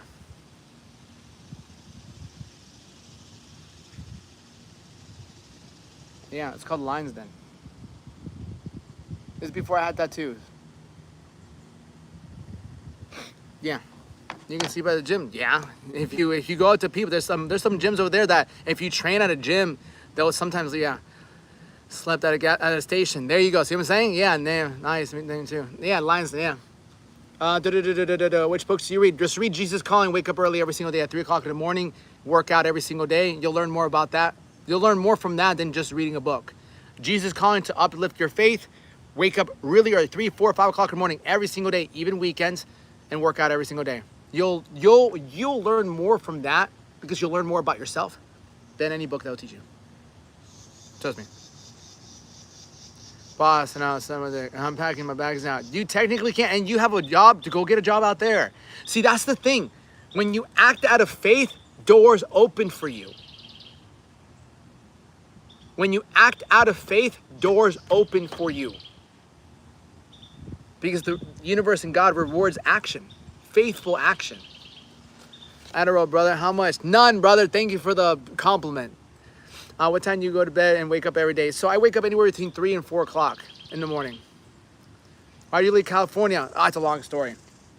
I got distracted, bro. I got distracted. I made money. I got clients. I had a place to stay. And eventually I got distracted. And I lost all my money. I lost all my money, and then I flew back to Florida and I stayed with one of my buddies. I was 21 years old. I'm really working on grappling has taught me more than any college. But yeah, horse, because it teaches you more about yourself. You don't have overnight sleeping at gyms in Minnesota. No, you have to fucking go up to them and speak to them. You got a case in Cali? No, I didn't catch a case. No, I just went broke because I started fucking playing video games and I started going on Tinder dates. Yeah, I chased not even Tinder. I went on only 2 Tinder dates, but I stopped working. Sounds like a girl ruined the plan. No, bro. No, it was me. I was playing video games. I was 21 years old. I was like, fuck, I got a place to stay. I got some clients. I got some money. Let me just play video games. And then I ran out of money. I'm like, fuck, dude, I gotta go back home. I was 21. That was 10 years ago, bro. too much partying? I didn't party back then. Bro, for my 21st birthday out in California, I had a plate of cookies, a glass of milk, and I smoked some weed. I was like, someone did couch surfing at someone's house instead. Do you still have your Doberman? Yeah, of course I do. Stay disciplined in comfort and pleasure. It's hard to stay disciplined in comfort and in pleasure. It's hard if you don't have something worth being uncomfortable for. If it's hard if you don't have something to be worth discipline for. You feel me? When did you start a party? When I was 25. Is it cold there? Where I'm at? No, it's beautiful. I started to party when I was 25. When I lost sight of my vision. When I competed after my second bodybuilding show, it really fucked me up, man. Yeah, after my second bodybuilding show, I lost sight of what I wanted to do with my life. That's what really fucked me up. From the age of 19 to 24, I bodybuilt. That's all I did. Bodybuild, worked as a trainer, and lived with my girlfriend at my mom's at times. Yo, why? And that must be bigger than the pain. Yeah, you know, why do you want to do it? Why do you want to keep working out? Why do you want to do this? I want to get shredded. Why do you want to get shredded? Because I want to get that girl. Because I want to walk around my shirt off. Because I want to move. You know? Do I still party? No. No, bro, I don't party anymore. Weakness for the soul. I started when I was 24. Yeah, hard to say this, man. Yeah, man, and it's like I know you're the kid that gets FOMO, bro. You get FOMO because your purpose is not bigger than what you want than the partying. You feel me? I don't know how old you are, brother, but what's helped me is like if I have something that I really, really want, I don't get FOMO. You're 21, yeah, bro. You're a child, bro, and I say that in the most respectable way. At 21, bro, I was just working out. I was working out, living in California, chasing a bodybuilding dream. But I was still trying to figure out what I wanted to do. I wanted to bodybuild. That's why I didn't party. I wanted to be Mr. Olympia. At 19 years old, I dropped out of college and I said, I just want to be Mr. Olympia. And I dedicated my time to working out and eating. But that wasn't enough, man, because I didn't know the truth about bodybuilding. It wasn't until I was 22 where I got my first bodybuilding coach at 22. Here, I'll show you him.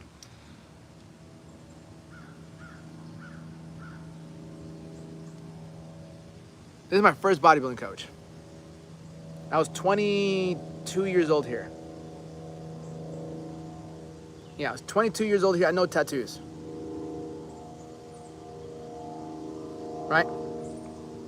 So, the crazy part is at the time, I had a girlfriend at the time, and all my friends and her, like I would say, I want to be Mr. Olympia. I want to be Mr. Olympia. And I'll never forget, they're like, when are you going to compete? Right?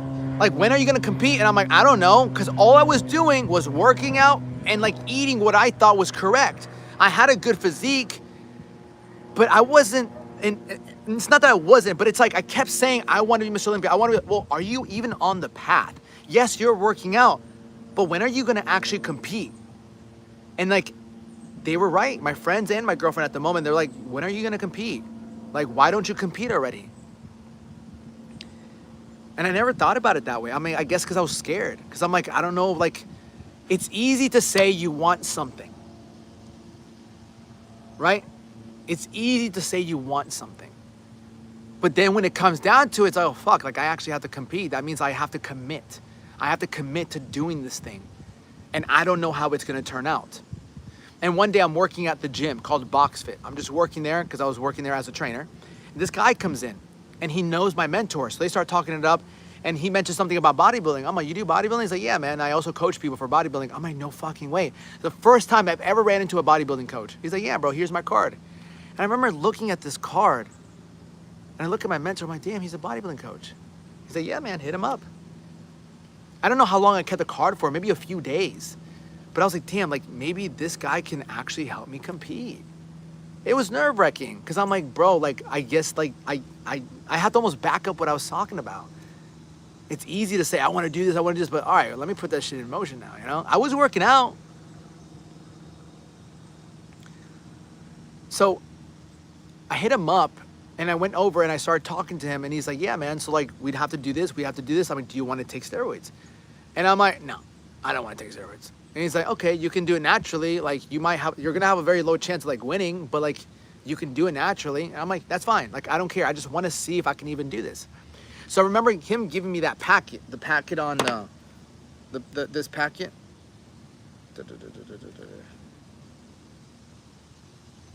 Right? So if you see this, see that little thing right there? That's a body fat reader. I'll show you guys. Right there, that's a body, this is us, right? This is a body fat reader, right? This is a body fat reader. And that's my meal plan there for men, right?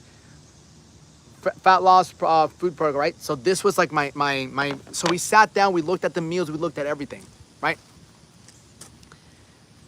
Let's see, I text every girl told me and steroids until you cripple like Colin or dead. Yeah, but that's you, bro, Mafia. Like you, like, that's a stapler. That's you, brother. Like everyone has to make sacrifices. Some people sacrifice their whole life to become nothing. All right, think about it that way. So, and I remember he's like, yo, you need to buy a food scale. I'm like, a food scale? What the fuck do you mean a food scale? And he's like, yeah, you need to measure out your food. I'm like, what do you mean I have to measure out my food? So I bought a food scale. I never in my life ever had a food scale. I bought a food scale, and then he's like, you got to measure this much, this much, this much, this much. I'm like, dude, I've been working out since I was 12. I'm 22. This is 10 years later. Never once in my life, right?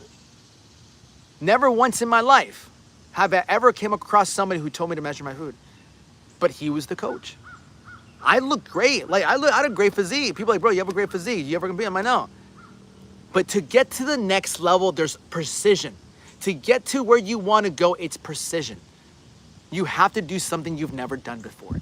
So I started to really measure my food out. I was eating 5 times, sometimes 6 times a day. He's like, we got to put some size on you. I'm like, okay. And bro, I gained like 5-10 pounds in the first week.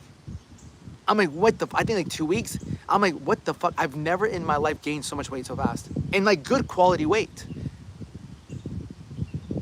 And we would do before and after pictures. I would weigh myself every Friday. I'm like, holy shit, dude, this is insane. It was a little difficult at first because I'm like, all right, I have to weigh my rice, I have to weigh my chicken, I have to weigh my beef, I have to eat this, I have to eat that. And he's like, write everything down. I have a journal, I'll show you guys. But I have a journal.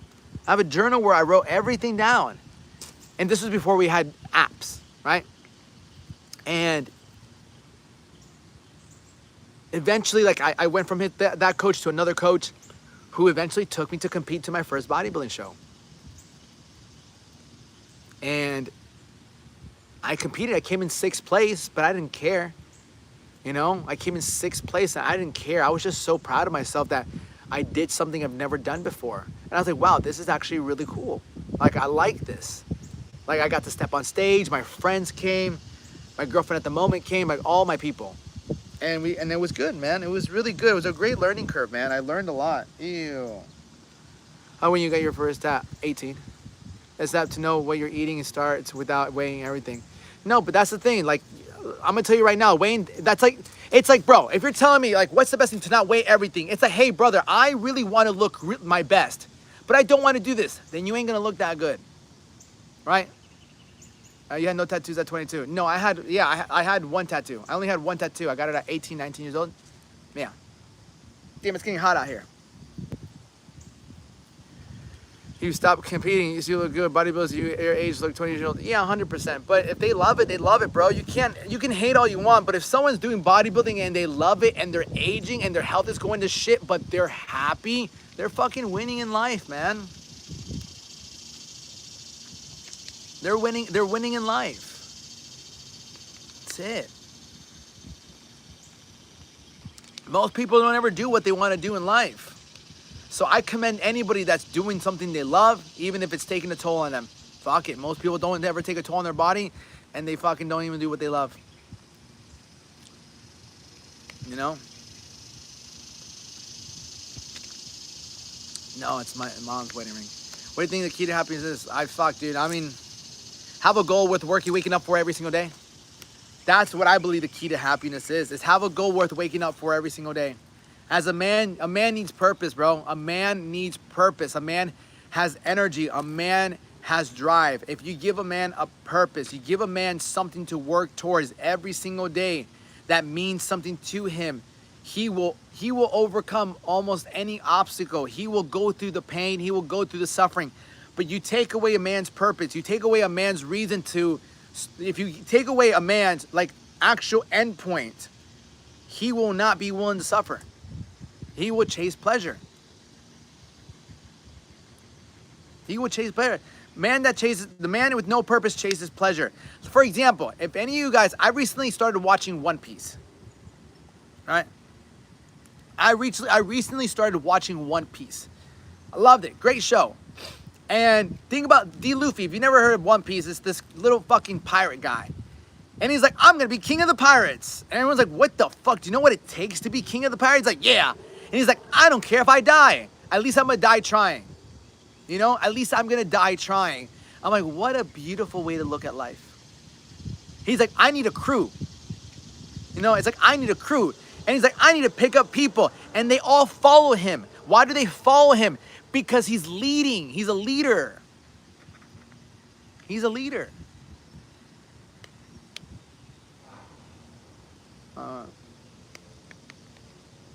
That's it, man. Get you a goal worth dying for. I think that's the biggest change in life. I barely touched my coffee. Do you want kids someday? I think so. I don't know now. Some days I do, some days I don't. Where we at? It's 10. Oh, we gotta go home. We gotta go inside. Ah! Yeah.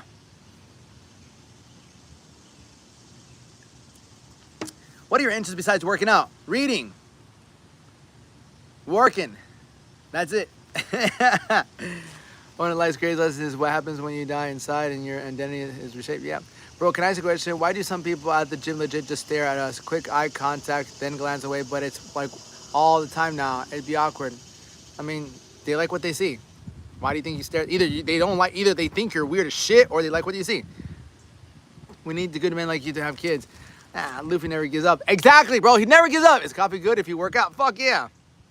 You flip-flop a lot, bro. I get it, though. Big decision. You flip-flop. Yeah, bro. Fuck yeah, dude. Yeah, dude, because, like, it's not easy, man. I know I should be more committed in that sense, but I think that aspect's up to God, not really me. I've had instances where a woman should have been pregnant and she never became pregnant, right? And so I'm like, yo, I remember thinking, I'm like, bro, that's God. That's not even me, because there was like no chance she couldn't have not been, you know, and she wasn't. And you shouldn't watch Naruto. Dude, I don't really like Naruto. Don't come at me. I don't really like Naruto like that. I think it was like, I never really got into it. And just wait, yeah, 100%. Every day I show up, bro. Every day I show up, so we can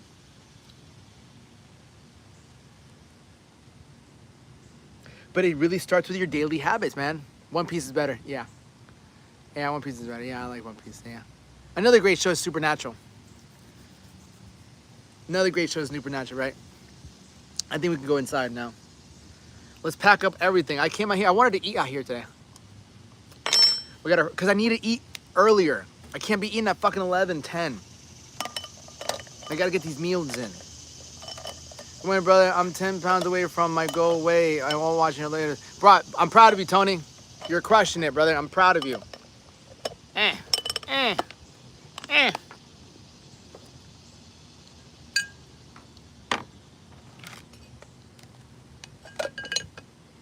We all ready to go inside? Yeah. Fuck! I gotta do something about that. I gotta go to the meals. Listen, man. Alright, fam. Put this in here. Put this in here. I'll take this.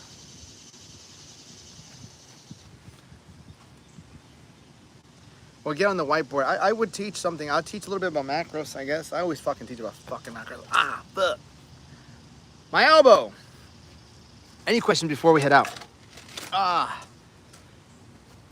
Do you play poker? Nah, dude. I used to play poker, but like not for money. I never liked gambling, bro. I never ever liked gambling. I don't know. I just thought it was just too risky in my opinion. It wasn't a risk I'm willing to take. I've gambled in business. I've gambled my money in like mentors, coaches, moving, a lot of shit.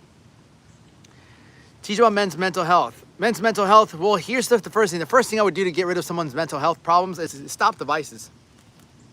Why your beard so long? Why don't you have a beard? That's the real question. Yeah, what meal plan you suggested her to cut up? Angel, there run a little blackjack? No, bro, I did for $2 at this local pub. But I never really got into it, man. I never really got into. I'll teach about that, brother. I'll teach about that.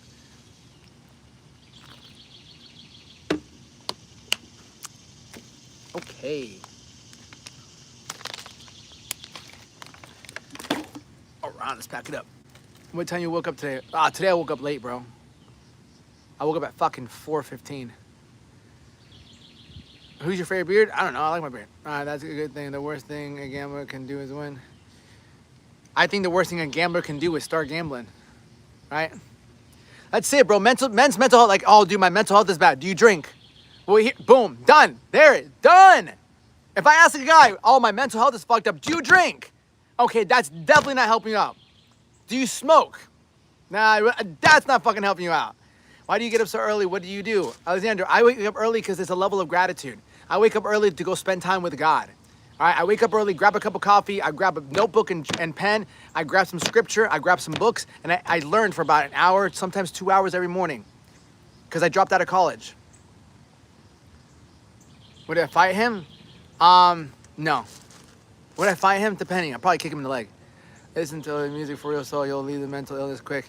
Yeah, that's it. Like, when you have that peace and quiet, and you have a level of gratitude, gratitude is the key to infinite intelligence. Most people can't really follow orders because they don't even give enough time to spend time with God. So many people believe in God and they can't even I like to give this analogy. All right, let me give you an analogy, okay? This is what most people do. It's like every morning, God sits there. Every morning, God sits there. Every fucking morning. God is here. Because, he fucking woke you up, right? God is here because he woke you up. God is here and he's just really excited. He woke you up. He gave you another day to live. And he took some people last night. There's people that aren't here today that were here yesterday. And he took them. All right, cool. He sits here every morning because he gave you life. And this is you. For those that believe in God and say they love God and they believe in God. This is you. It's like, oh, dude, I gotta go to work. I gotta get things going. Hey, God, I don't really have time. Like, I'm in a rush. I gotta go to work. I gotta do this. I'm running kind of late, but I'll talk to you soon. Okay, I love you. Okay, bye. Right? Most of you guys, and he's just chilling. He's right here, chilling. He's like right here, just wanting to spend some time with you. He knows the problems you're going through. He knows he can help you, and he's waiting for you to come to him, to sit with him, right? He's waiting for you to sit here so you can be like, God, like, what do I have to do? And he's like, yeah, first and foremost, like, know that everything's gonna be fine. But no, you're over here like, I gotta go. Like, I have so many things going on, all these problems. Meanwhile, God is right here, and he's just waiting for you to, speak to him and spend some time with him, and you won't. And he's like, okay, I'll see you later. I know you're busy. I know you have more important things. To worry about than, I know you don't have time to spend with me. I know you don't have time. Even though he can make majority of your problems go away like this. But no, that's the factor of control. You want control. I've been there. I've been the victim too. Where it's like, no. But like, I've been spending time with God every single day for the last 3 years. Like, just like this. Actually, like 4 years. Because I know I don't have that much control. See, that's the thing about believing more in God. Like, I don't go to church. I'm not a Christian. I'm not a Catholic. But I do understand that I don't have much control of life. And that's why I spend time with him. Why am I going to stress about things that I have no control over? But you still fall into the trap of like, I have to take care of everything. What's the point of God? What's the point of God? He's always telling us, give me your problems, give them to me. No, but I got to do this, So you don't believe in me. To believe in God and to obey God is two different things. To believe in God and to surrender to God is a different thing. I believe in God. Do you surrender to him? Well, do you try to solve everything yourself? Do you try to have control of everything? Well, but I have to do this. I have to. Let go. I'm getting pretty emotional right now. I'm getting super emotional right now. This because it's coming from my heart. It's actually coming from. It's not. I don't even think it's coming from God, right? Not coming from me. I think it's coming from God. You have to learn surrender. Most people don't want to surrender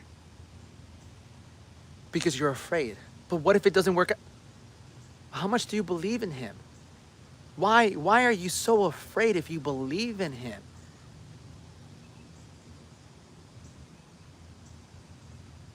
Why are you so afraid if you believe in him? Let go. It's hard. Exactly. You want to test your faith? You want to practice your faith? Learn to let go. Letting go means stop filling your mind up with how is it going to work? Because you are a human being. We are human beings. If God is almighty, if God made everything, if God can make miracles, why are you trying to take care of everything? You have forgotten, you've kind of belittled how powerful he really is. And there's nothing wrong with that. I've been there too. I'm not perfect. I worry about some shit too. But like the hardest thing for you and I to do is to surrender. Like, I don't know I don't know how it's gonna work out, because our human minds wants to see, well, how is it supposed to work out? Because if I let it go, then it's definitely gonna fall apart. And that's, who do you think that's speaking? If there's God, there's the devil. Who do you think is speaking when it's like, well, that's not gonna work out? How are you gonna make that possible? How are you gonna take care of that? Are you, like, that's really irresponsible of you. Who do you think that is? Those aren't faithful words. Those aren't words of faith. Those are all words of fear. Who do you think that is? Look at Eve. Serpent's like, eat the apple. And she's like, well, God told me that I shouldn't eat. No, eat. It's okay. You'll be fine. Eat the apple. It's no different. You should worry about this. This is stressing you out. How are you going to even be able to do this? You know how bad you're going to look? You know how bad this is going to be? Who do you think those words are?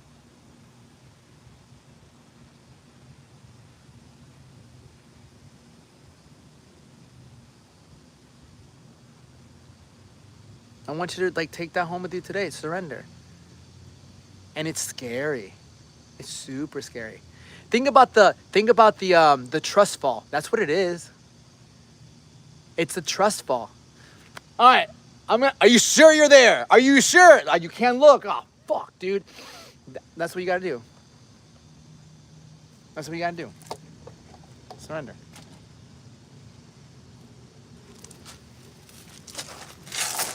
God doesn't want your belief. He wants your worship. Yeah.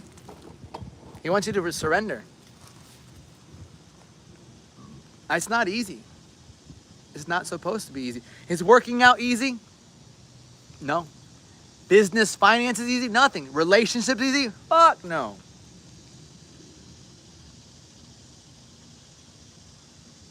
You know, there's a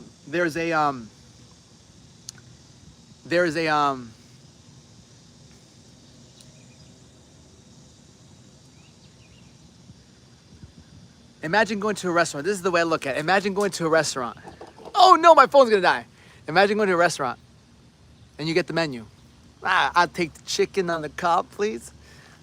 How many sides do I get? I get 3 sides. I'll take some rice. I'll take some plantains.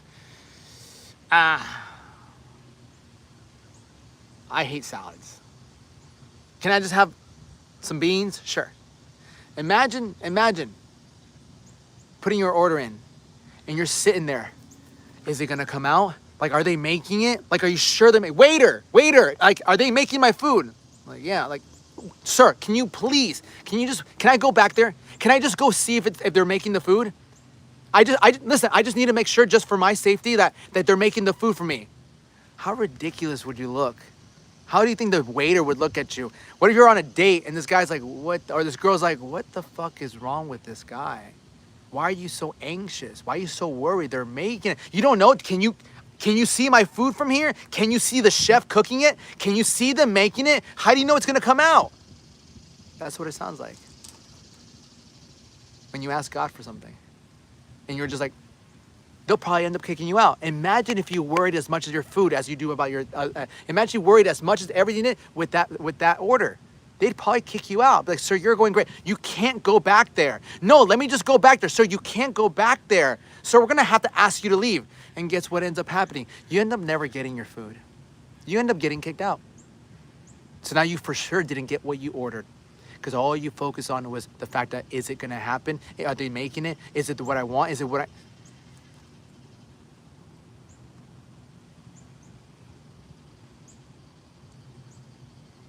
It's not easy. I think it's the biggest lesson we have to consistently learn every day. Is to learn to let go. To learn to surrender. And it's not like laziness and things like that. It's just being honest with yourself and like, this is the best that I can do right now. I know I can do, this is what I can do. Everything else, I must leave it. I should leave it. I should. You don't have to do anything. It's free will. But I should leave it up to God. But I do everything I can. And whether you believe in God or not, you can believe also in the laws of the universe. Right? It's the law of attraction. Whatever you think of, man or woman becomes exactly what they think of. Whatever you think of consistently is what you're going to see. What do you do when you feel sick to your stomach? You just move forward, bro. You accept it, you get that workout in. What do you think? All right, we can go inside. My phone's gonna die. My phone's on 6%. Ah, we gotta go. Nos vamos.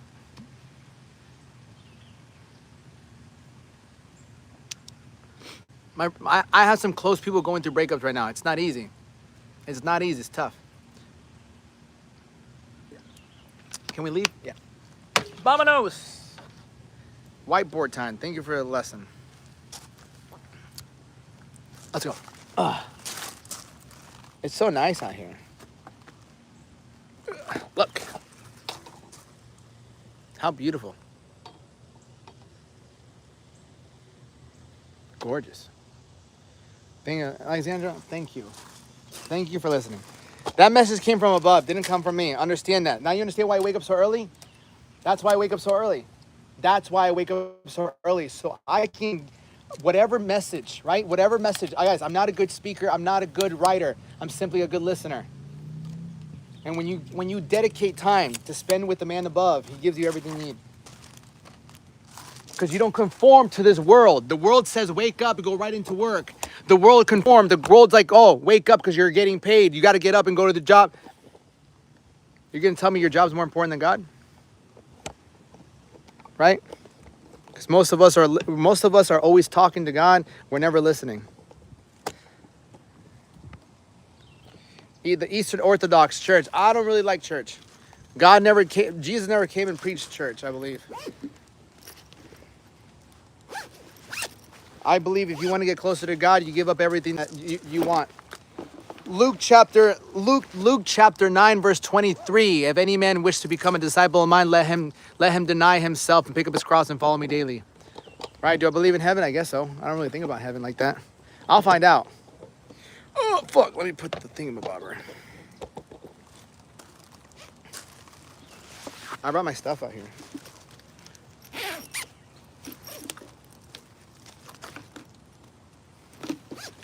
I'll find out, bro. Well, I believe there's a place, you know. And you know what's crazy? Anybody that tells me, oh, like, am I Christian? No, I don't believe in religion. I don't believe in religion. I studied the Bible. I don't believe in religion. And anybody's like, oh, you're going to end up in hell. I'm like, motherfucker, if I'm going to end up in hell and I believe I do, and I help people, and I believe I'm a pretty solid person, then I'm going to see a bunch of people I fucking know down there. And it's going to be a party. That's my philosophy. You know? That's my philosophy. It's like, if you think I'm going to go to hell and I'm as disciplined and I do my best to help people and spread the gospel and like do all this, and I'm going to go down there, bitch, I'm going to know so many people down there then. Crazy. That's the, you know, that's the way I look at it. We are in hell. I don't know about that. I'm really grateful for my life. I mean, so be it, bro. If you want to say that I'm submitting to myself, I don't believe I'm submitting to myself. If I submitted to myself, I'd be having sex with different women all day long. I'd be watching all the porn. I've been eating all the food that I would want. I wouldn't exercise. I wouldn't do these TikTok lives. Do you think that's what I'd be doing if I submitted for myself? No way. No way. See everybody, and then, yeah. No, man. There's a lot of things I don't do simply because I know it detaches me from God. A lot of things I don't do because it detaches me from God. And why do I want to be closer to God? So I can feel like I can deliver a message. Everyone wants to feel like they're on the right path. I do my best to be on the right path. I'm not perfect. I'm not perfect at all. I made a lot of mistakes. My phone's gonna die. No. But every day I help people. Every day I do my best to push people. Every day I do my best to lead by example. There's my love.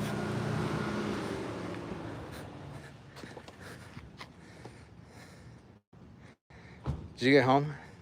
Huh? Did you just get home? Oh, the camera crew's here. Hello, good morning. The camera crew's here. Did you work out?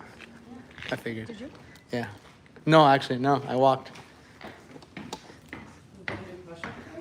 No, I just walked. I was like, yo, I need to walk. What? I was like, I need to walk. Yeah. Yeah. No, but yeah, it was a long walk. Oh. Stay, get.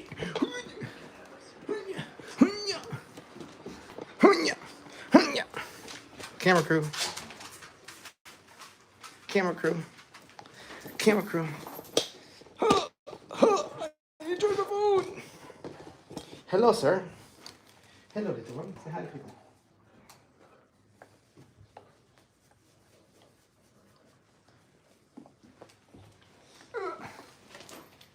Unhealthy food? I mean, what I had the other day. Do you ever crave unhealthy food? I had cereal yesterday. What are you talking about? What did I have the other day too? I had a potato salad. I went to a fucking steak fucking Brazilian place today. Oh fuck. Just looking for my job, bro. Listen, brother. You just jealous I have a better job than you. I need to get a charger. I need to charge my phone. Y'all can look at my bookcases. Here, I need a cereal. Yeah, I had cereal. Push down, right at the top. Push down. I'll put all that in a second. Right in the top. Push down. Right in the top. Push down. Right in the top. I beg for money. I don't beg for money at all, actually. Anyone hate on you because you run a business?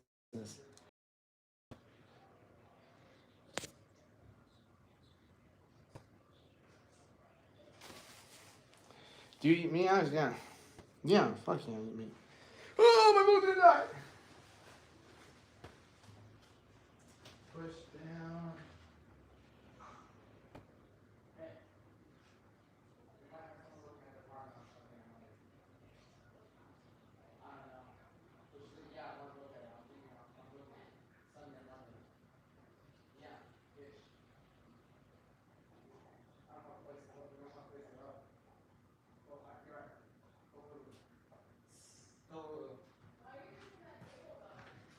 Why not?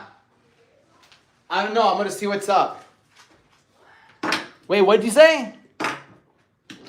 Push down. Down on the top. Yeah. Oh yeah, I'll show you the ones on my couch too. What? No, but what did you say? What did I say? I didn't say anything. You said why are you using that cable? Yeah. What? What'd you answer? Yeah, why? Why not? Because it doesn't work? It does work a little bit. Yeah, it does. So you hate yourself? Why? Because I literally gave you one that works. I just didn't want to go downstairs. I was like late at night. I don't know what you're talking about. No, this one does work. Okay. The day I used yours is because it was in the car and I already showered and brushed my teeth, and I didn't want to go downstairs to get it. Right, but this one isn't working correctly. Sometimes it does and sometimes it doesn't. Whatever. Why didn't you hear what she said if you already knew what it said? No, 100%. But I think you're trying to make sense of it. Ah. Oh, we might have to go. I mean, we don't have to go. Okay, I'll talk to you about it afterwards. Are you talking to me? Yeah. Okay. We have to make a trip down there. Yeah, we're gonna down there, just to see what's up. Yeah, cause like it's most likely how. Damn, it's that faith believing thing, emo bobber. You know how you just have faith it's gonna work out somehow. Well, Hey, yeah. I do. I don't know where you're tripping. I have no worries. I don't think you understand how the. Last day I was so anxious. What are you saying? No. I get anxious about other stuff, Yeah. but like, no. You know, you should hang with me more. Yeah, I think I It'd be can good do for that. What? Is that I don't know. We'll talk later. As when you drop in the cream of rice bit, I'm waiting on. Fuck! I haven't eaten your cream of rice in a minute, dude. But let me Bulimia. Who has bulimia? Push down, right at the top. All right. We're gonna learn now. We're gonna learn how to really get. We're also tattooed like you. Yeah, she has tattoos. Yeah, structure, man. That's why I made the 7-day mindset challenge. Y'all should take the 7-day mindset challenge. Why? Because I made it for this whole reason. Meat with grilled onion, mini potato, and cauliflower with vegan gravy. Is that a good combo? Why vegan gravy? But yeah, shit sounds fucking gas. Sounds like gasolina.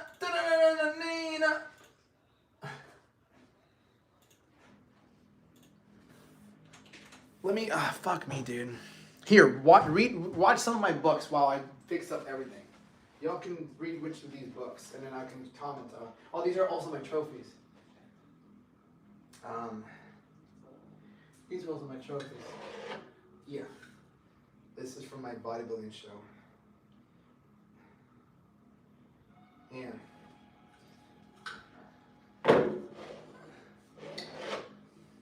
Yeah. Yeah. This is my notebook as well. This is where I used to track all my meals.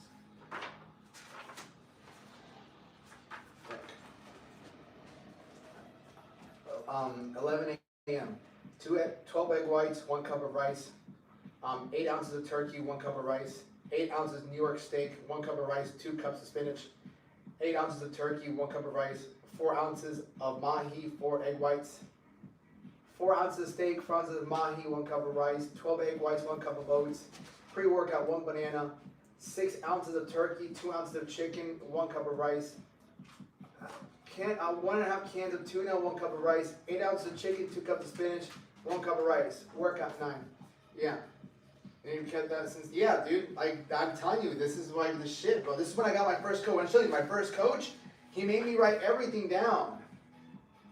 I used to have 1, 2, 3, 4, 5, 6, 7 sometimes meals a day. I have like 3 to 4 now. Right? Yeah. 1, 2, 3, 4, 5, 6. Yeah.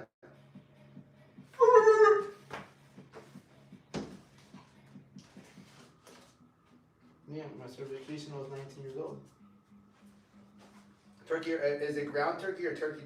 Ground turkey. Ground turkey. I'll be right back. Read some of these books.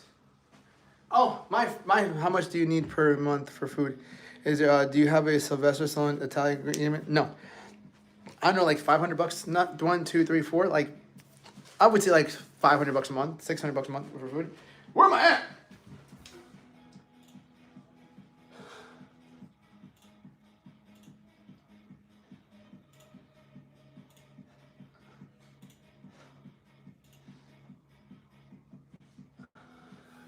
Okay. Good. Good. Hello. This is a really good book. This is a really good book. This is a really great book. Like it's like a Christian book. For example, right? Right? If you continue to do what's right, what's wrong, and who is wrong will eventually leave your life.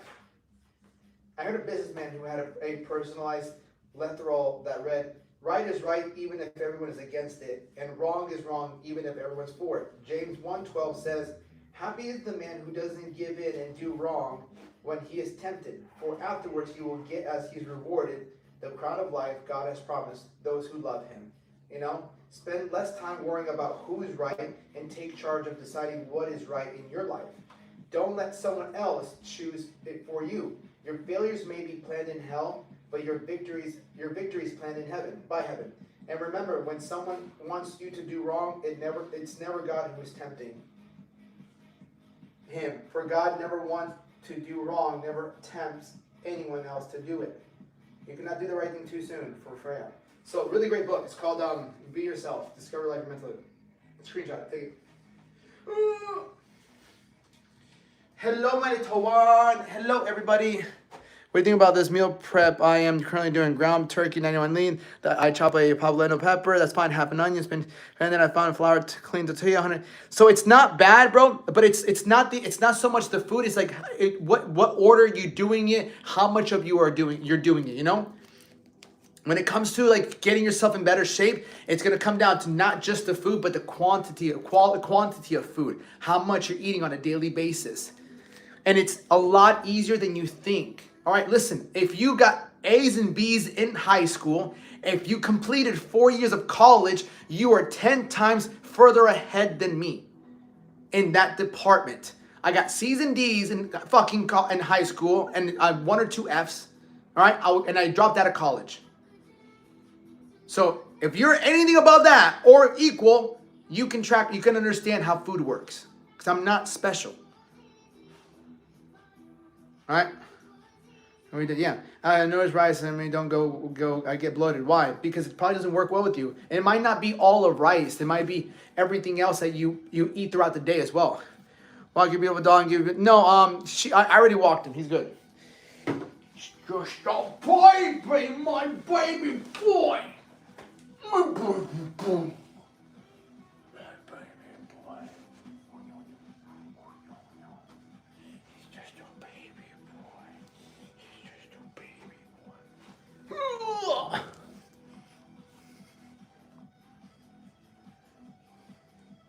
He's just a baby. He's just a baby. He's just a baby.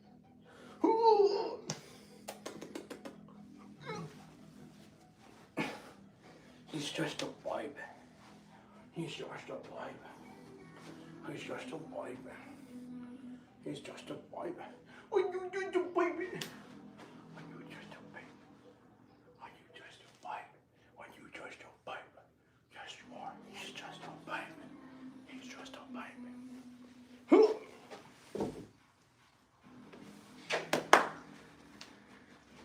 All right, you ready to learn? Yeah, he's on my arm. Look. He just has a gun. All right, let me change this. I don't know where to touch it.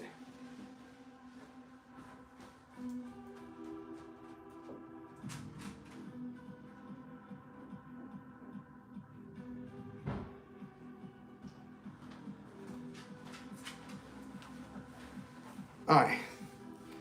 Yeah, look at this. Look at this, little Leonie. He's little Leonie. He's little Leonie. All right.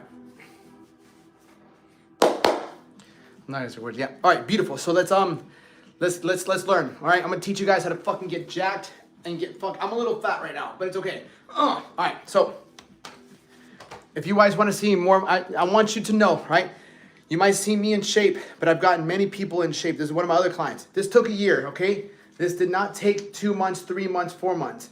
He was a bartender who I literally went to the bar all the time. I played pool. And I'd be like, bro, let me train you. Let me train you. Let me train you. He's never worked out. I'm like, let me train you. Let me train you. Let me train you. He's like, no. Eventually, his girlfriend's like, you should take him up on that offer. I trained him. He became a client of mine. And in 1 year, right, he lost 40 pounds. That's just the back. Let me show you the front. Yeah, he lost literally 40 pounds. He had no muscle. No muscle. And we got him diced. I remember going to the bar at one point, and he's because I hadn't been there. His girl definitely thinks he did. Of course, sure, 100%. I'll never forget. I hadn't gone to the bar in a minute. I just been kind of on my shit, and I went there, and he sees me, and he's like, "Bro, look at this." I'm like, "That's what I'm talking about." And so every time I'm there, right?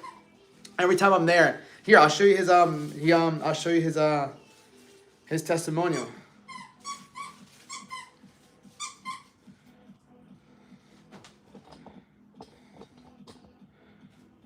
Yeah. What's up, guys? We out here at the Lions Den ripping it up today. Just wanted to give a shout out to Alex, owner of the Lions Den. This guy, he's a real life changer. You listen to what he says, you take his advice. Last year at this time, I was 185, fat, lazy, and a loser. Right now, I'm 145, and I'm fucking cut and shredded out. I eat clean and healthy. I live clean and healthy. I'm living the best life I ever have. I'm 34 years old right now, and I haven't ever felt better in my life. I can't thank Alex enough for pushing me and showing me the man I can be. He can do this for you too. He can do this for anybody. Anybody can do this. You all just have to get in the right mindset, and Alex will help put you there.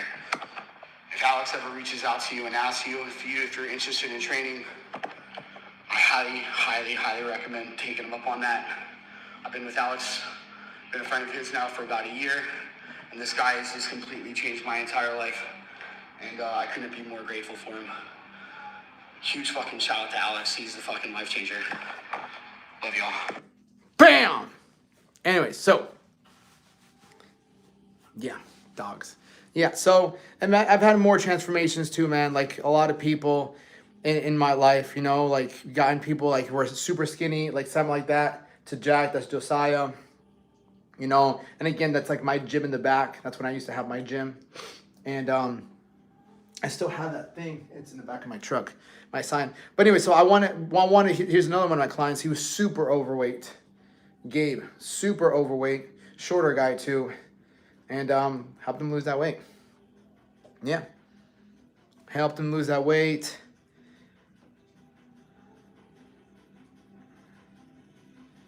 And I have like quick wins too, man. Like one of my guys, you know, this is after just 2 weeks. People don't realize how much inflammation, how much water they're actually like holding from just the excess amount of food that they've been eating and they've been feeding themselves. This is just 2 weeks. Literally just 2 weeks. You know, so it's like when you don't realize how much you're actually holding on, you know, because of what you're feeding yourself. This is another one of my clients. 90 days, that'll be gone. Are you doing a 90-day challenge? That's flexing. Look at those abs coming through. No, but let me see you squeeze. And I'll suck in. Ooh, let me see you squeeze. Not just squeeze. Look at that. Look at that side profile. Look at that. Look at this jump. Look at that. What the fuck is this? Who is this guy? We did it 90 days. Yeah, look at that. Why are peptides bad? It's not that they're bad, brother. When I've done this, right? When I've done this for my clients without a single peptide, like why am I gonna be for it? Do you feel me? When I can take somebody who is so fucking, look at his face. 90 days, that'll be gone. Like, look at his face. He's like, bro, like, fuck this. Are you doing a 90-day challenge? Look at all that body fat. That's flexing. Now look at his those face. abs coming through. No, but let me see you squeeze. And I'll suck in. Ooh, let me see you squeeze. Not just squeeze. Look at that. Look at that side profile. Look at that. Look at this jump. Look at that. What the fuck is this? Who is this guy? You know, so it's like when I have things like that, you know,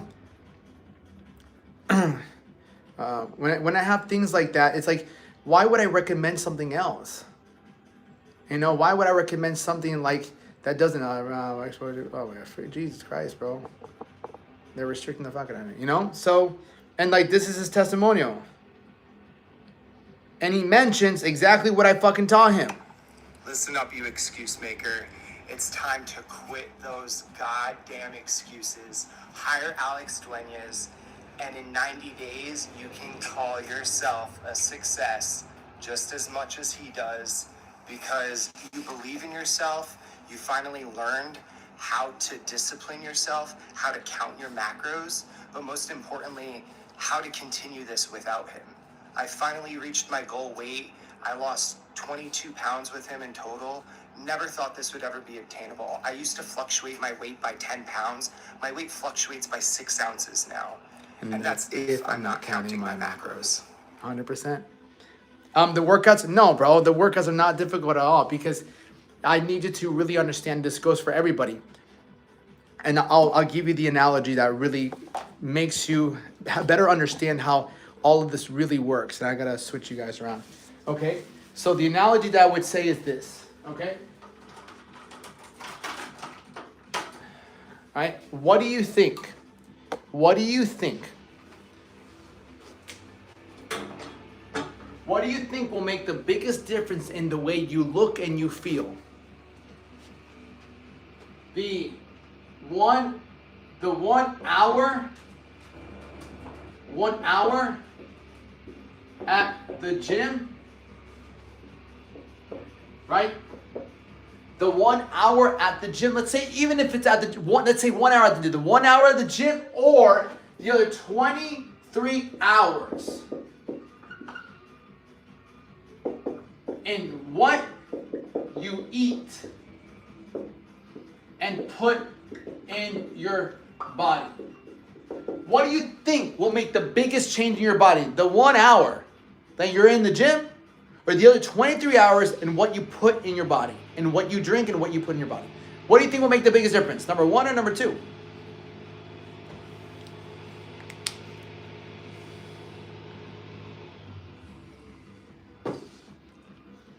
Yeah. Correct. 2. And this is 1 hour in the gym. Most of my clients there never even worked out for an hour, let alone did cardio. You know how much cardio he did? 0. 0 cardio. Did we cut out carbs? No, he ate carbs every single day. But why? Why is that? Let me explain. Okay? Again, I've been training people for 12 years now. All right? I became very fluent in nutrition. I've read many books on nutrition, such as the Encyclopedia of Bodybuilding by Arnold Schwarzenegger, Franco Columbo, Lee Haney, Chris Aceto. I've hired 4 different coaches who focused on nutrition, all online. I've never really had a personal coach in person. Never. I had a weightlifting class in school, in high school. They taught us how to lift. They didn't teach us shit about nutrition. I've never had an in-person personal trainer. All right? Always online. Because why? Because the training is not the thing that makes the body the biggest difference. It's nutrition. It's knowing exactly what to put in my body. And why is that? Because here's the thing, right? Which leads me to this question. Okay? Leads me to this question. All right? The first thing we need to understand, you saw my client, right? You saw my client. What did he do? He grabbed his stomach because that's what he wanted to get rid of. So right now, I want you to take your hand and I want you to grab this. I want you to grab your stomach. I want you to grab your love handles, maybe your man boobs. Grab that. Just grab it. Grab this thing that you don't want anymore. Grab it. All right? I know it's backwards. I don't want to flip you guys. All right, grab it. Now, here's the question I have for you. How did you get that body fat? Was it A, because you weren't lifting? Right? Because you weren't lifting? Is it B, because you weren't doing cardio? Or is it C, because you ate as much food as you wanted? Is it A, B, or C? Which one is it? I'll switch. I'll flip you guys.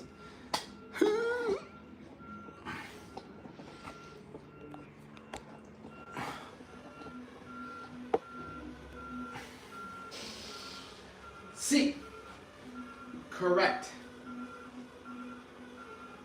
C. Right?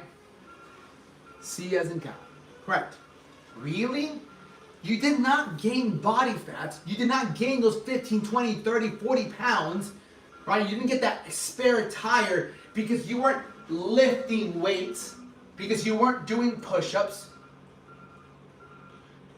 It's not because you weren't on the fucking treadmill. How many people do you see on the treadmill? Maybe you're one of them. That always on the treadmill and they don't lose weight. They look the same. It wasn't either one of these. You see, you and I, we have a budget. Just like a credit card. Just like a credit card, we have a budget. The biggest difference is you don't know your budget. You don't know your budget. So what did you do? Well, based on your body fat, based on all the body fat you have, it's a clear indication that you filled up your tank, you filled up your budget, and you spilled over. Imagine getting your credit card and they tell you you have a limit, but we're not going to tell you how much that limit is. It could be $1,000, it could be $5,000, it could be $90,000. You just will never know. And you use it, and you use it. And one day you look at your credit card statement and you're negative fucking $30,000. Let's say, and that's equivalent to 30 pounds. How the fuck did how am I negative $30,000? Or how am I over $30,000? Well, you were spending without ever thinking what my budget was. So it's not your fault. I wouldn't say it's not your complete fault that you're overweight in a sense. Like, obviously you ate too much fucking food, but at the end of the day, you were never taught. It's not common sense. I don't believe this is common sense. Because if you don't know how to read, like, you were taught how to read from a kid.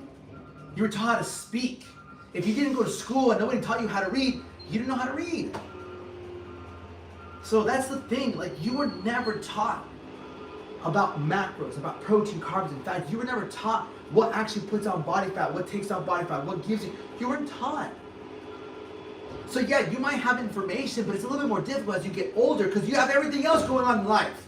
You have bills, you have fucking relationships, you have work, and even though you go to the gym, you're like, okay, what do I gotta eat? And you're like, oh fuck, I gotta deal with this then, I gotta deal with this. And then you also deal with your emotions. When you're stressed out, when you're hungry, when you're worried, all you wanna do is fucking eat. And so, I don't blame you, but what I do blame you is for not taking time to invest in yourself and learning this. Like, you don't have to learn it completely, but like, understand the fucking basics or understand the fact that this has a massive effect on your life. You are gonna eat to the day you fucking die. I'm doing great, brother. How are you doing, Nate? You're gonna eat until you fucking die. What kind of intellectual person do you want to be? Or what kind of smart person doesn't know what's on the plate of the food that has such a massive effect on their life? And you're gonna do something every single day for the rest of your life, and you're never gonna wonder, how does this work? You're gonna do something for the rest of your life. And not once you think, I wonder how this shit works, bro. Think how much more smarter you become because here's the thing, you can be next to a CEO, you can be next to a multimillionaire, you can be next to a homeless man, you can be next to a construction worker, an assistant, a plumber, whatever it might be. Y'all can have different careers. We can all have different things in life. But guess what we all fucking do? We all fucking eat. How much smarter do you think you become surrounded by all those different people if you know exactly what's in your food and how it works? What else do good for the body? It's not even about good for the body. Good morning, Desmond needed that extra push and help, man. Of course. Yeah. And if you want more mentorship, bro, like go and book a call, bro. It's on my website. Book a call. Book a consultation. Right? So that's what I really want you to understand, you guys. And so my goal is to give you more of a breakdown how everything works.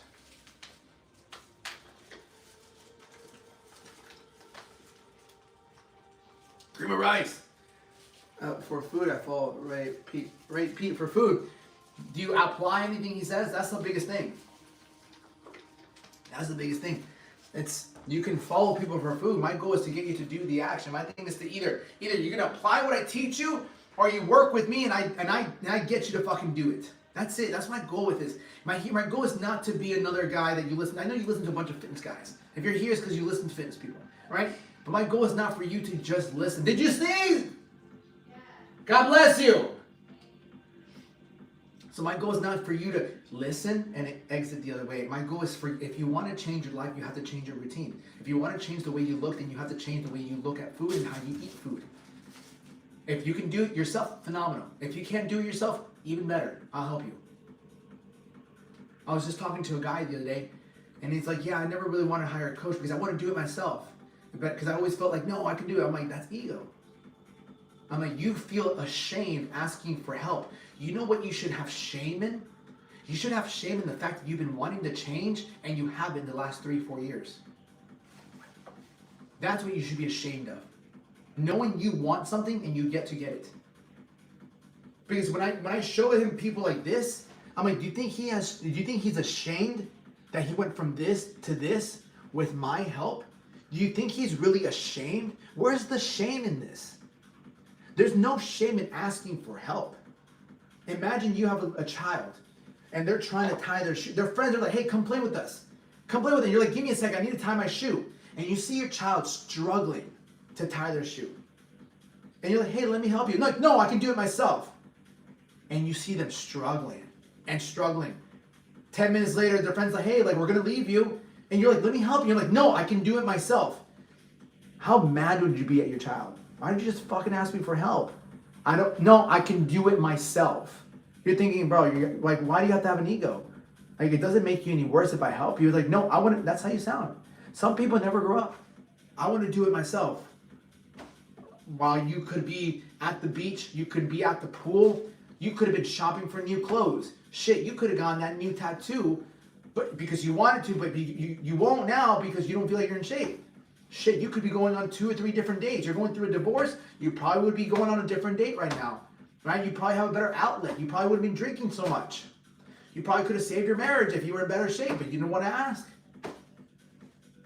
Like, there's also massive amounts of cost for not being in the shape that you could be in. Really let that sit. It's also costing you not to make a change.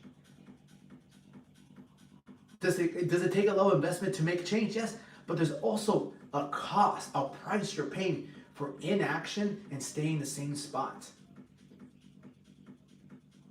Remember to think with that, you know? Hormone and metabolic health, high carb diet. Oh, okay, that guy does not know what the fuck he's talking about. It's about hormone and metabolic health. It's high carb diet. It's not a high carb diet. Get out of it. Too many carbs. All right. So, any questions so far? Any questions?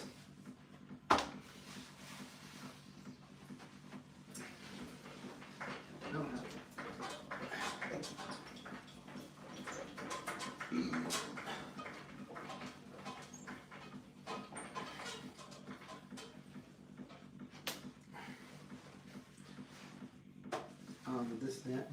This. Do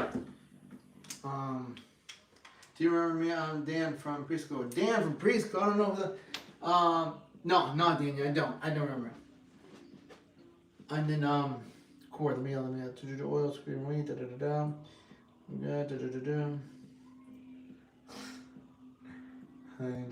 Yeah, of course. So.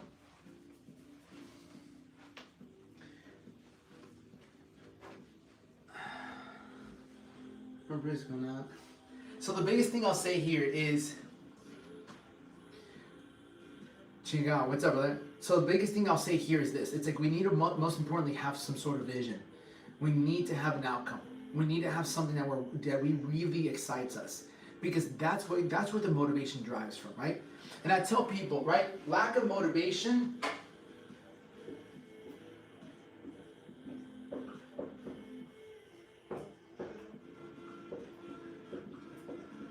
Right? Lack of motivation comes from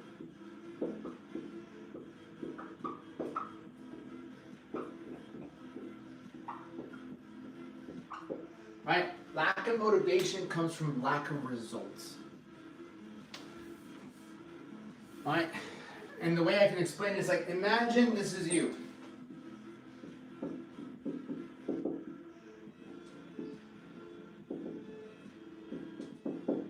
This is your job. this is you. Imagine this is you and this is your job. Okay? Your goal is money. Right? Your goal is money. This is your job, your goal is money. And so they're like, all right, we just need you to work 40 hours and you get money.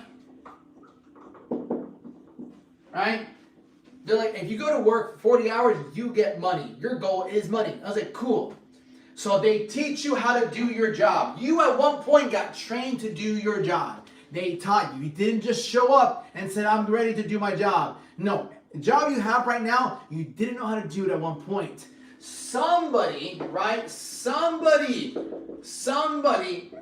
had to train you. Somebody had to give you a level of explanation, how it works. You had to shadow them. You had to learn first how to do this. Because imagine getting a job and you have no idea what the fuck you're doing. You're like, just put me to work, man. Just put me to work. How long do you think you'll last at that job?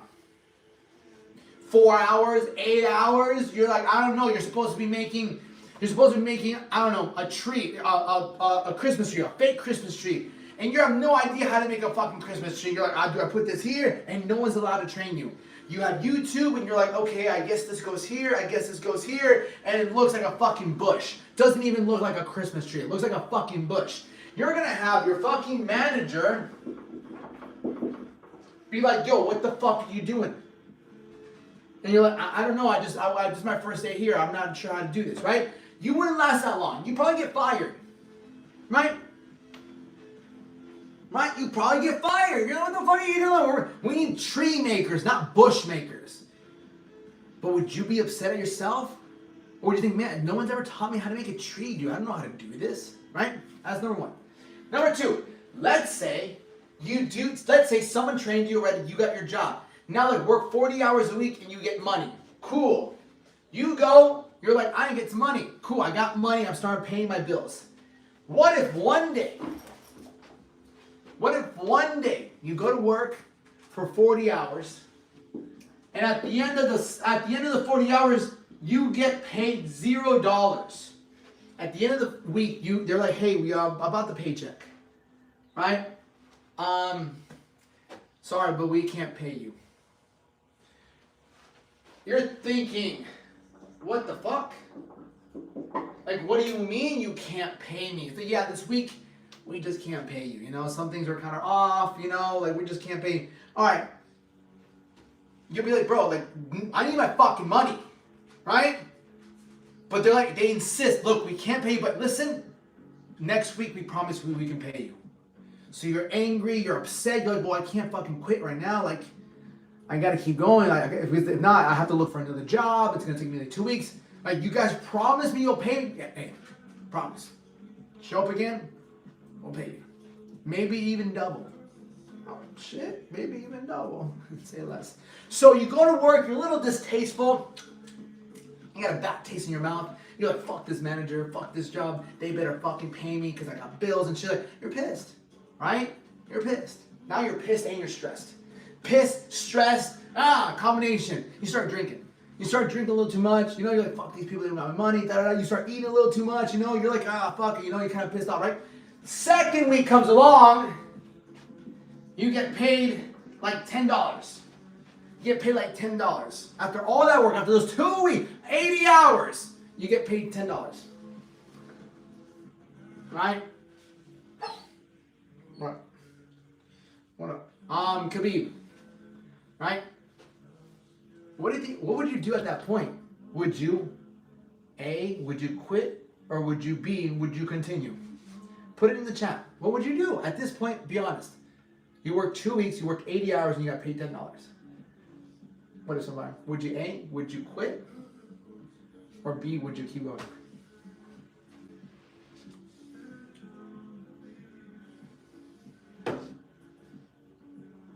Hello. Hello.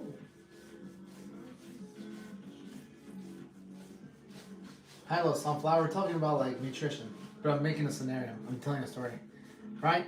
Someone in the chat put A, would you quit, or B, would you stay? Same thing with you, YouTube. Would you A, B, or would you C, or would you quit, or B, would you stay? Yeah, but people aren't here really answering. So it's like, I want to teach this lesson, but I'm probably going to end the stream because if no one's participating, then I'm just not going to teach the lesson. There's no point. It's not my, I do the best I can. Hello.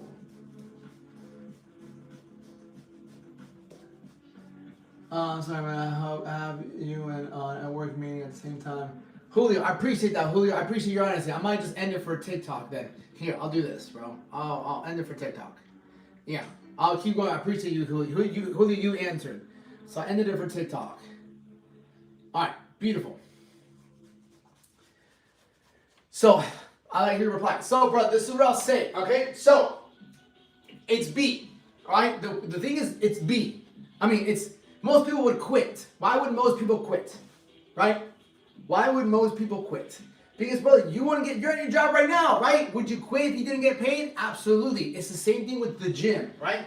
It's the same thing with the gym, right? It's the same thing with workouts. When people don't get results, when you work hard for something, when you work, whether hard or not, and you don't get what you want, it's that much easier for you to quit. And that's why a lot of people end up not making the results they want. Because they're not getting what they want. So the lack of motivation really comes from a lack of results.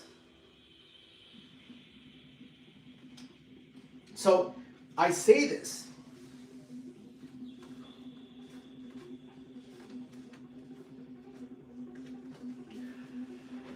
I say this because if you want long-lasting results, the most important thing you have to learn is how to actually do this. Right? Results come from understanding, right?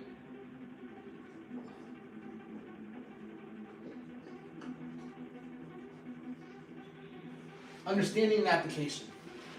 Right? Before I head out, do you have any questions, Julio? So I feel like you're the only one here. Do you have any questions, Baba?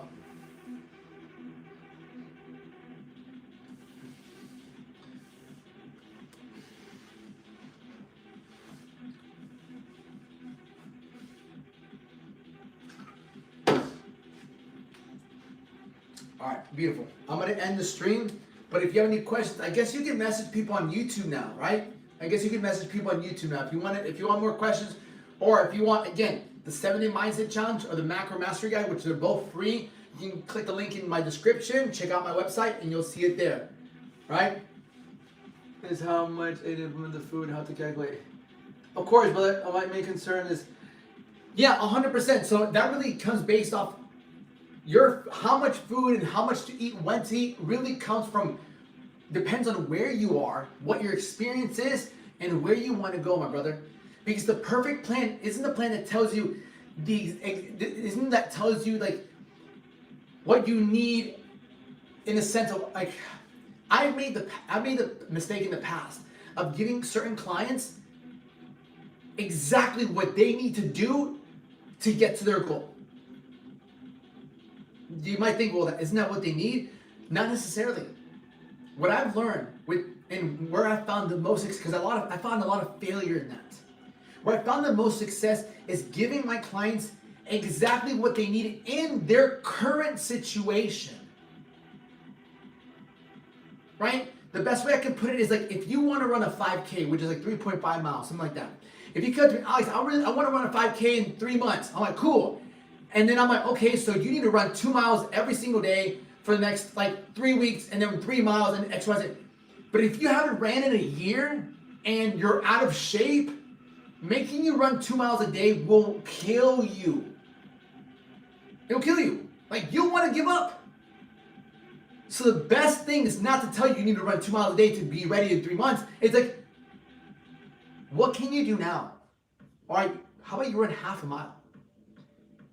Because then we can build you up to what you need to do. And that's where it comes with food. When we can actually build you up to what you need to do, you'll be more consistent, you'll get faster results, and most importantly, you'll sustain it. Okay? With that being said, if you have any questions, you can either shoot me a message on, I guess, YouTube, or you can go to my website and you can apply and you'll message me, and I'll speak with you, or you can go book a call straight from there. All right. Other, what so people can call you so while you're live, so people can watch you talk, right? Yeah, I'll be right back though. I'll be back later. I gotta go. Lo quiero mucho.